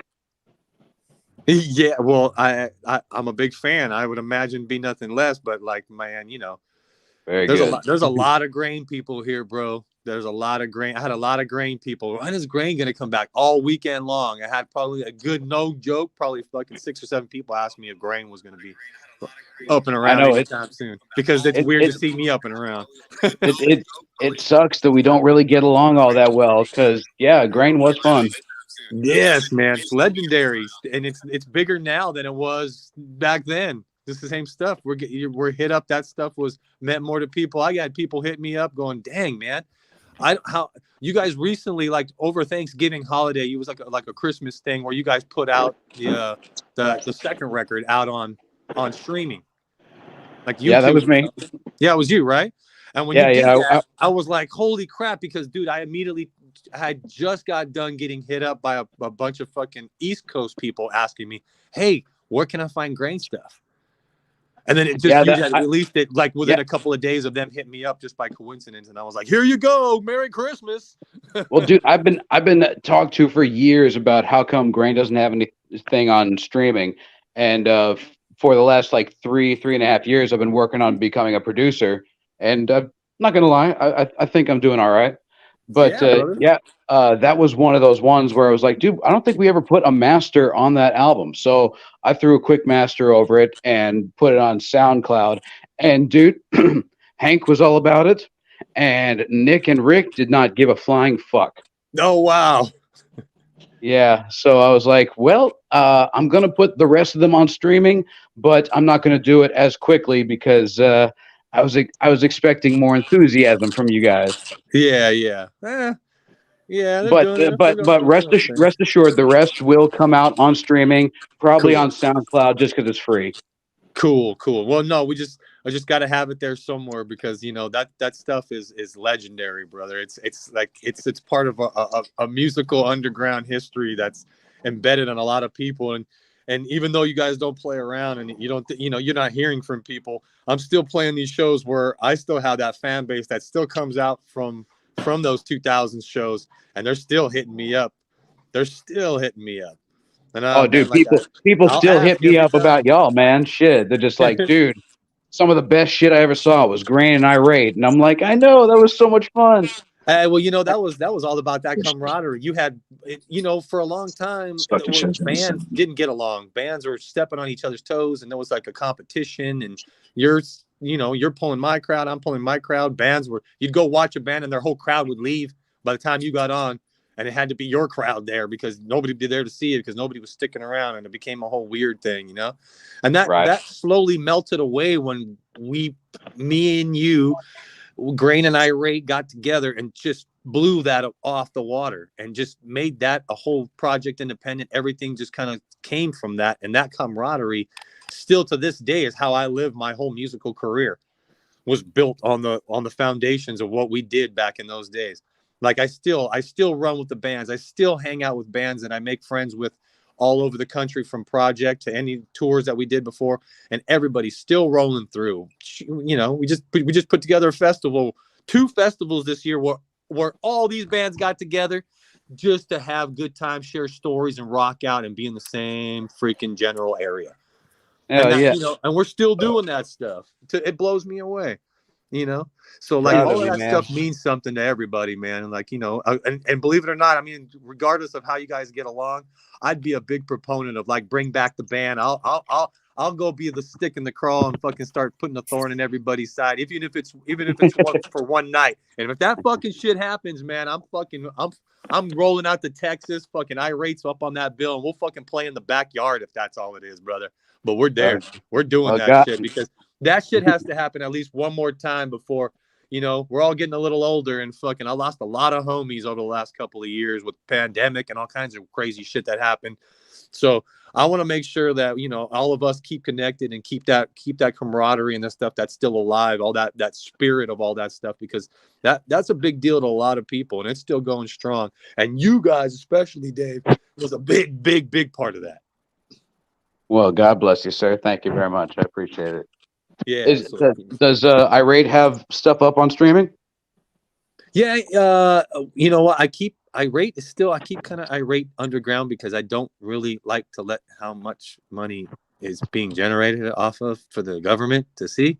Ah, I.R.A.T.E still stays off the cuff. I.R.A.T.E stays as a cash Venmo, business. what? I am a fucking pirate like a motherfucker. I don't like. I still sell music, and I found ways to sell music without being accountable for it. I'm a proponent of figuring out to get around every streaming middleman, and I've done a few few things, and we get things out there. But yeah, it's there, but under different kind of guises. It's very selective. But yeah, I keep that on the low key. does Troops of Boom have streaming? Not yet. We're gonna have that. That'll probably all come out this summer. Literally, that whole band and all the music, we did demos and put out tracks and got everything for a live show put all together in the last 6 weeks. Damn. So that's super damn new. That was everybody busting ass real quick. So yeah, y'all gonna shoot a video?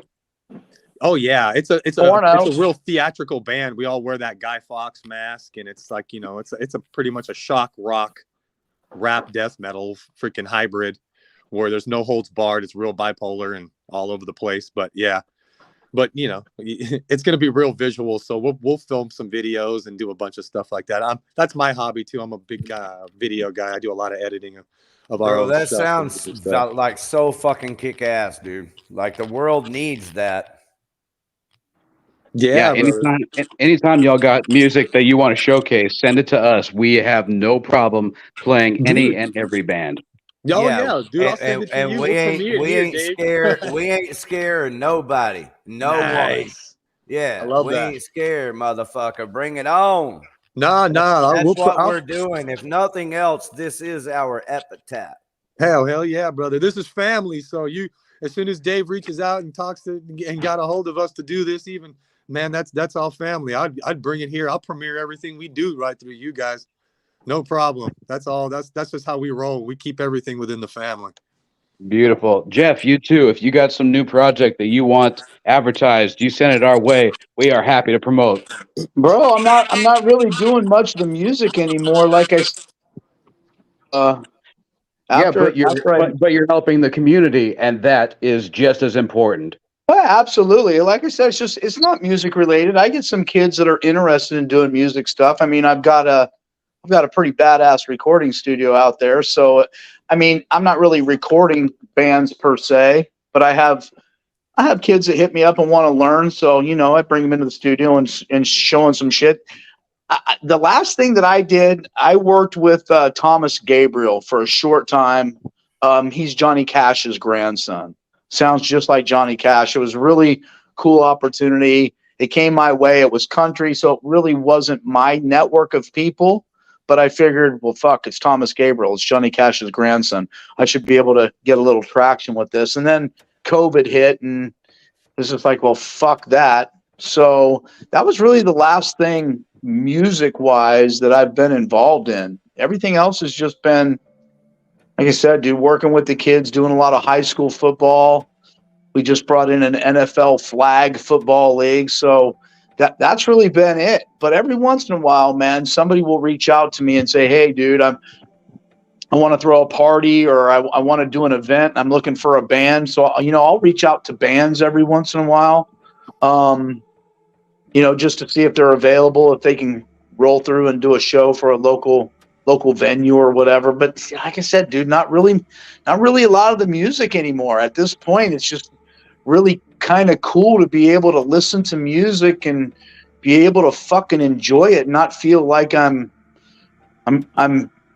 supposed to be critiquing it. You know what I'm saying? Now, granted, you get me at a fucking live show like this past weekend with it. Yeah, I immediately go into that mode of looking at everything, critiquing everything. But at some point I pinch myself and say, fuck, dude, that's not your job anymore. And then I just do a shot and say, fuck it, and have fun. I got to ask, Jeff, what are your thoughts on the XFL? Dude, this is my thoughts on football. And again, you know, my perception might be a little different. I'm an old school guy. I wasn't raised on flag football. I was raised on contact football. So let me be very clear about where I'm coming from. But at the same time, I live in a part of the country where there's a lot of small schools. And those small schools, some of them aren't fielding football teams because they don't have the numbers. They don't have enough kids to fucking field a football team. And whenever a small school doesn't have a football team, you figure a 10-game season, 5 of which are home games, $4,000 per night between concessions and ticket sales. That's $20,000 that a small school loses. And Yeah, again, man. that might not seem like a lot of money, but for a small school to lose $20,000 in revenue because they don't have a high school football team because they don't have kids, that's problematic, especially where I live, where yeah, Well, the and then value of a also dollar is for the very. kids, for Say the again. kids, also for the kids. You know, I mean, the kids. To So like you and I grew up playing football. I'm 57 actually. I'm 57 years old. So when I was a kid, I mean, we didn't have video games and much television.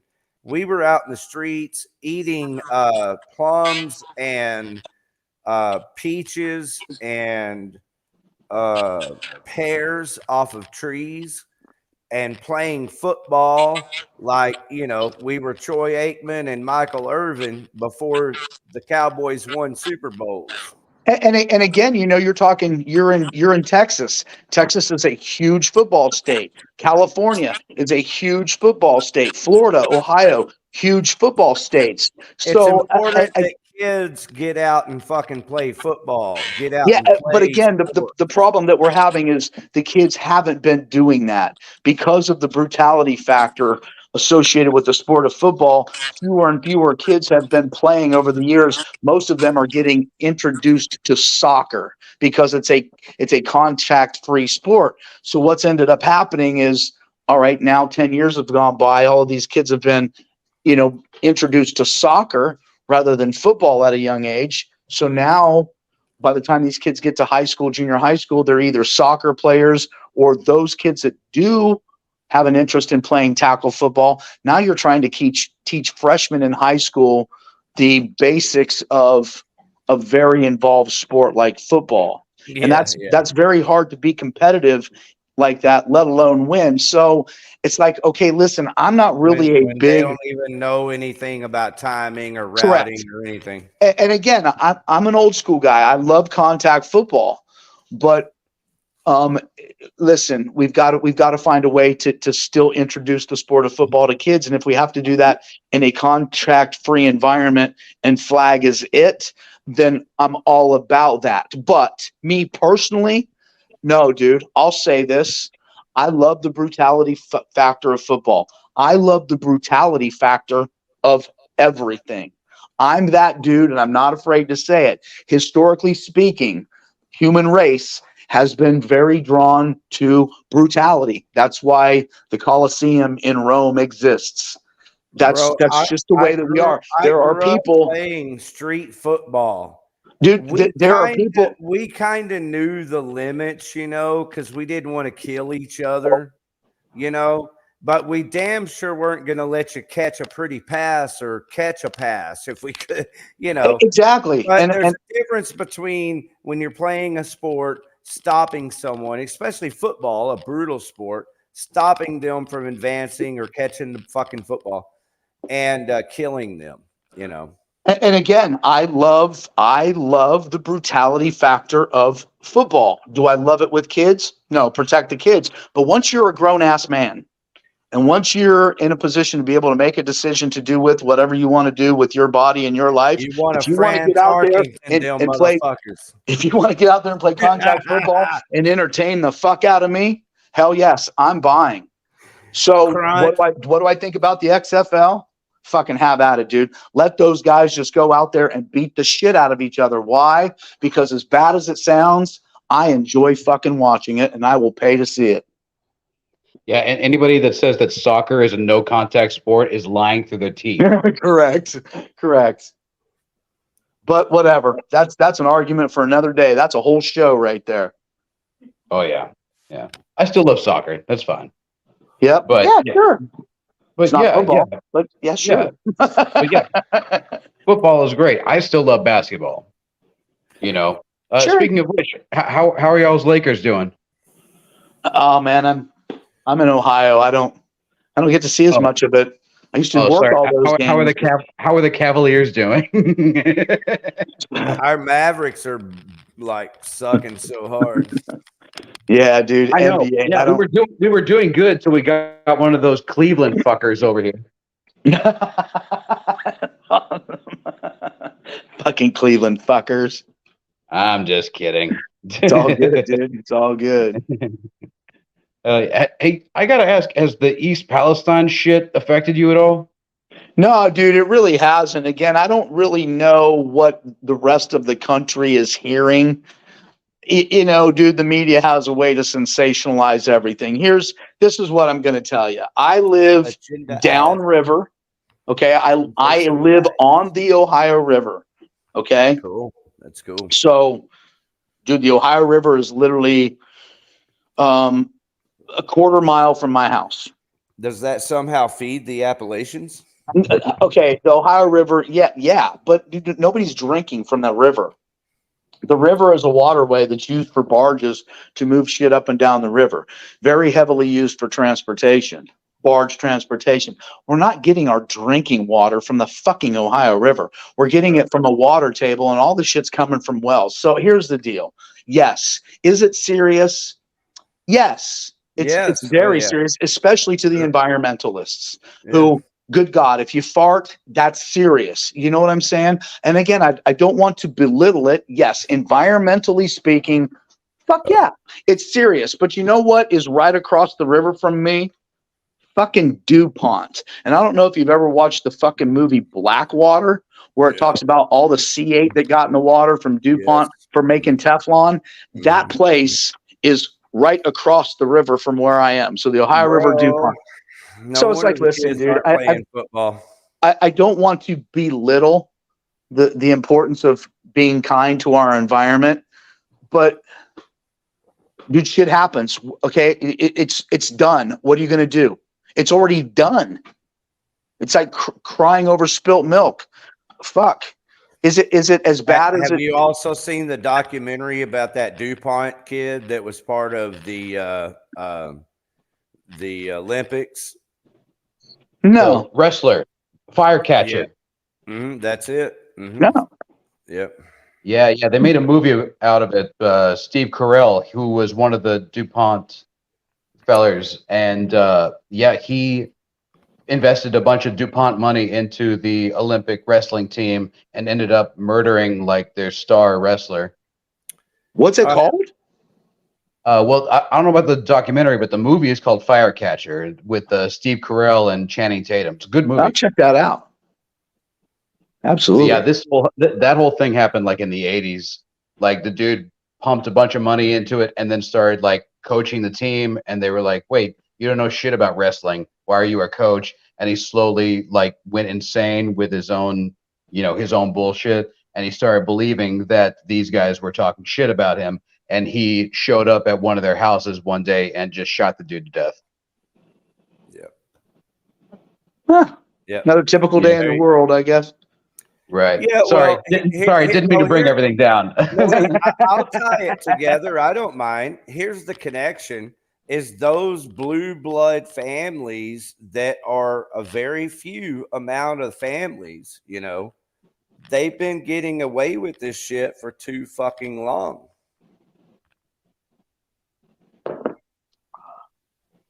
Yeah. Right. I know. What? Hey, I.R.A.T.E Erik, what are you guys singing about? Do y'all have a song about that? Yeah.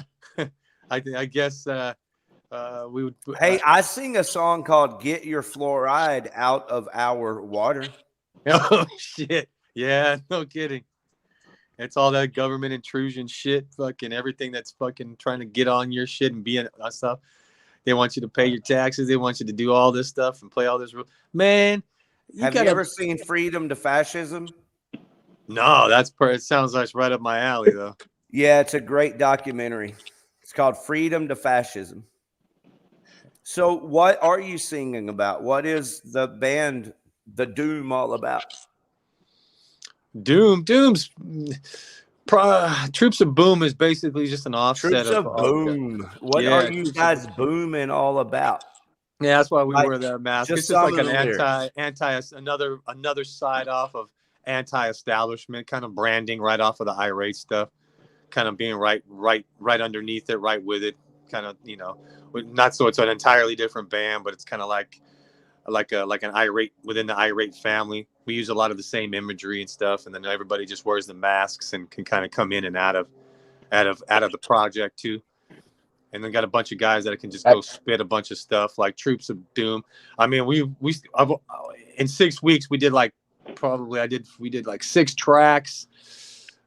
We did a track, like a heavy track about how the commercialization of our marijuana industry and how there you go. Okay, good. We're having a weird fucking backlash with shit that's going on here in my part of the woods with that. Of course you do, because you can't grow your own weed because other people are growing weed.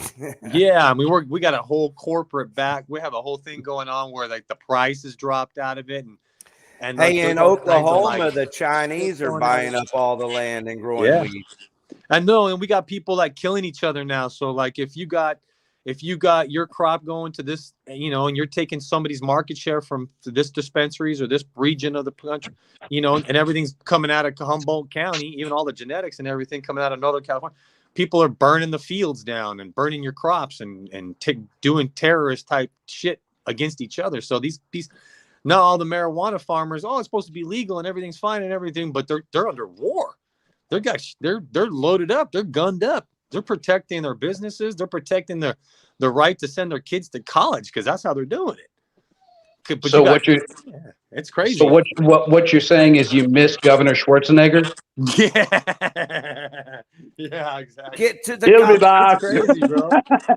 It's crazy. I mean, we have a whole thing of problems. You think that's problems with the legalization would have solved everything, but no, we have more violence now. We have weird shit going on. We got stuff where, you know, nothing's got any better except that now the market's cheaper. So now that the guy that used to grow the 1 acre of weed in his backyard in Humboldt County and sell it to a couple 2 or 3 guys and not have to worry about getting his head blown off, now has to worry about everybody coming for his, and that's how they were feeding their families and putting their kids through school, and you know, it wasn't like they were just living high. Now who is everybody? Who is everybody? Yeah, who is everybody? Who's coming after that?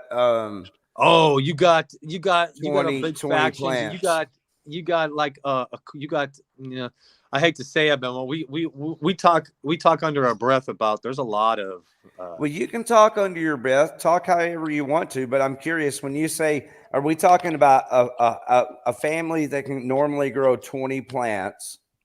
Oh, it's more than that here. You can grow with a grower's thing with a card, which is, it's not even that. It's bigger than that. You can grow people. Okay, so a family that can grow 100 plants normally.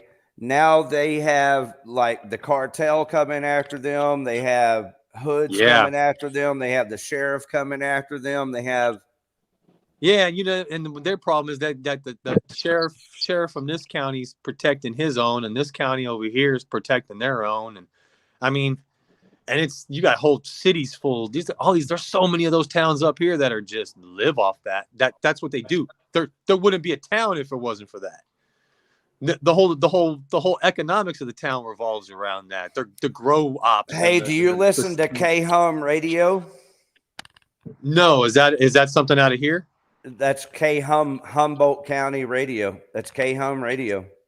Yeah. No, I mean our politics. We're dealing straight on the street here, like in the streets of Long Beach, California. You got to worry about like dispensaries are owned. We have legal. I was just asking about the radio station. Yeah, no, I haven't heard it throughout this side of stuff. We have everything on this. We got everything on this side. The reason why is because they played my music. There's only one radio station in the entire nation that played my music. And they did.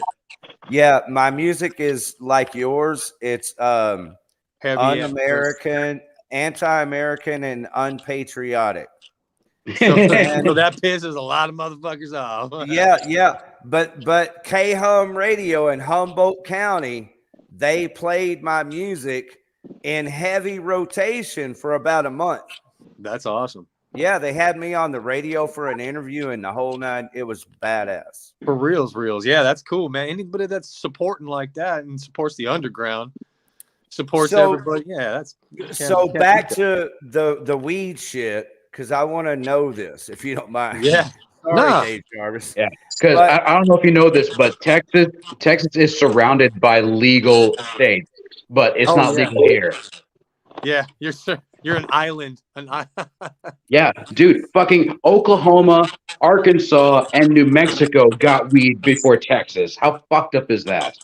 Wow. You know, I wouldn't have thought that either. I would have thought that would have been the other way around. We grew up with fucking horror stories of Sheriff Arpaio in New Mexico, who would just bust you if you were just driving in the wrong color. I remember that one of the first times we hooked up with you guys after meeting you guys, we come back and we were playing with you guys. You guys gave us like a 3 or 4 foot tall weed plant. Nice. And we put it in our tour, a live one in a pot, and we put it in our tour bus in the shower stall. And we believe in paying it forward. Fucking got pulled over. Fucking Chris was driving that big fucking flashy painted fucking I.R.A.T.E tour bus, and it got pulled over.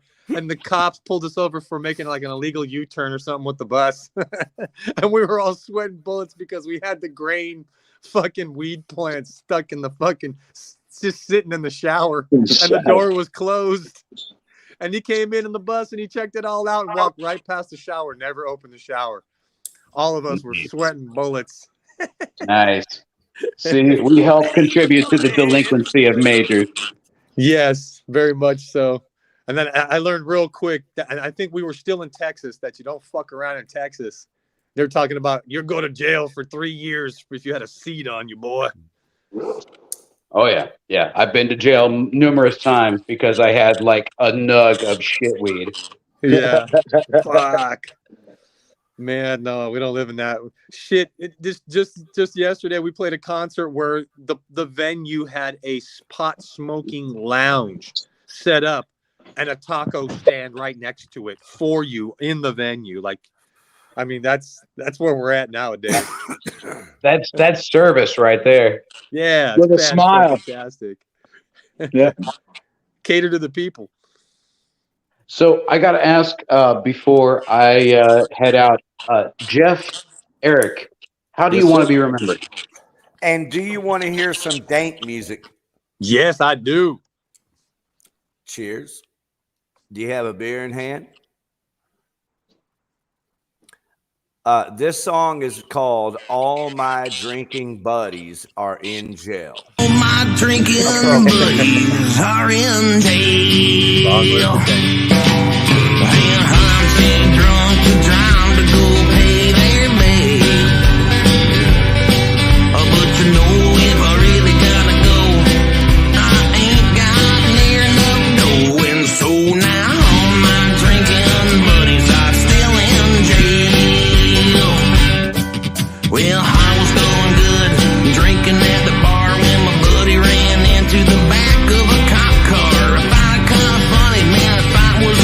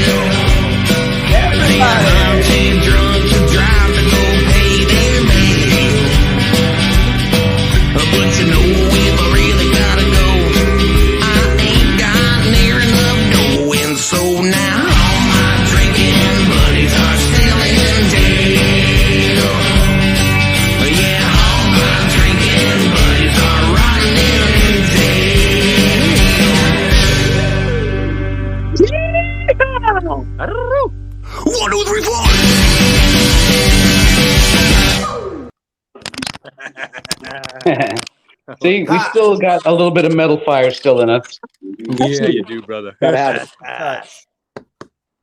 All right. So once again, Erik, Jeff, how do you want to be remembered? Oh man, that's some heavy shit, bro. You know what? I'm gonna take the easy road out. A good friend and a good dad to all my to my kid and my fucking friends. That's it. To all my brothers, man. Yep, man, you're already my brother, bro. Thank you, Erik. I.R.A.T.E, it's a pleasure to meet you, man. I'm Freak. Love Jeff. you, Freak. Jeff, how about yourself, brother? Just a loyal, fun time dude who encouraged everybody else to fucking have a fun time too.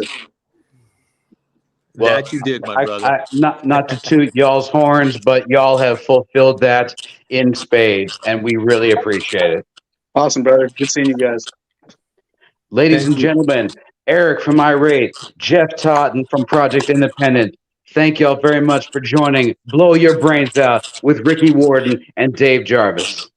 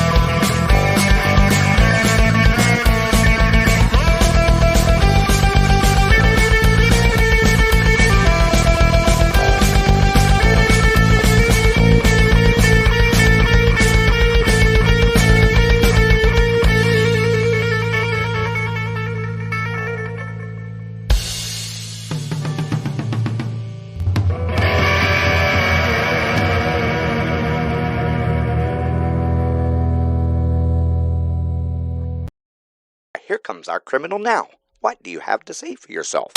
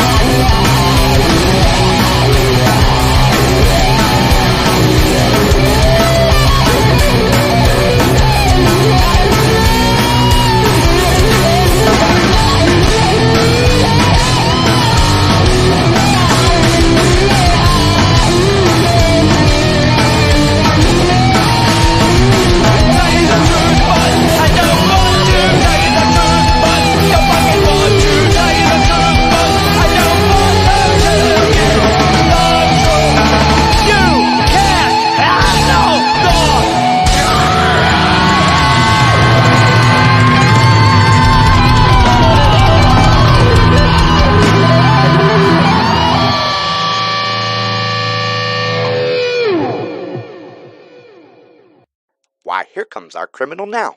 What do you have to say for yourself?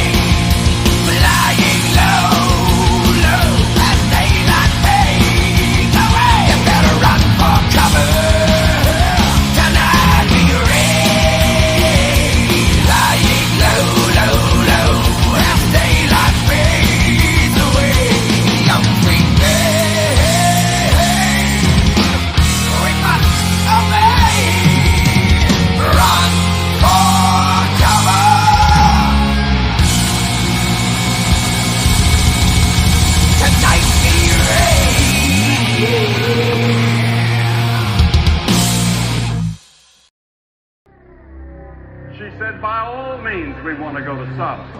She wanted to go where the good times were. With their wealth came a lifestyle of hedonism, sexual obsession, and perversion, the like of which has hardly ever been equaled in the history of the world. As God has sent a flood to destroy our corrupted humanity in Noah's day, he sent a totally destroying judgment of fire.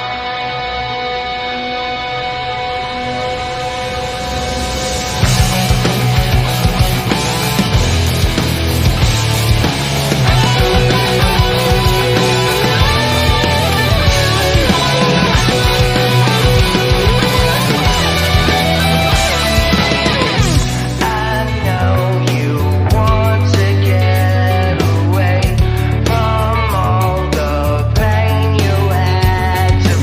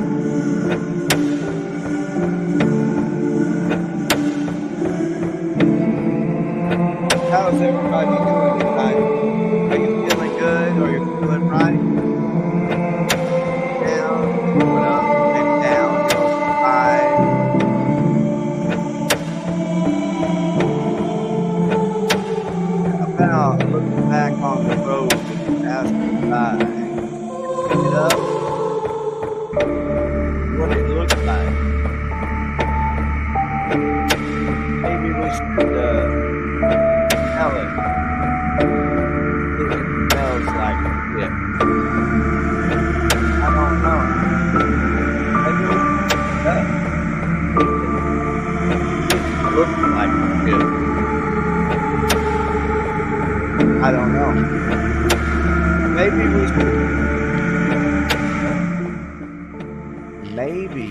we should taste it and see if it tastes like shit.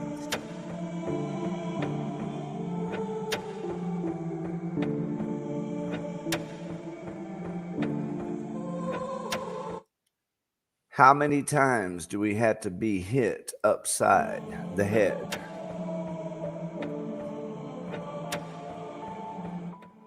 to know which way is right and which way is left? Well, thank you for joining us tonight here. Blow your brains out with me, Rick E. Warden, and Dave Jarvis.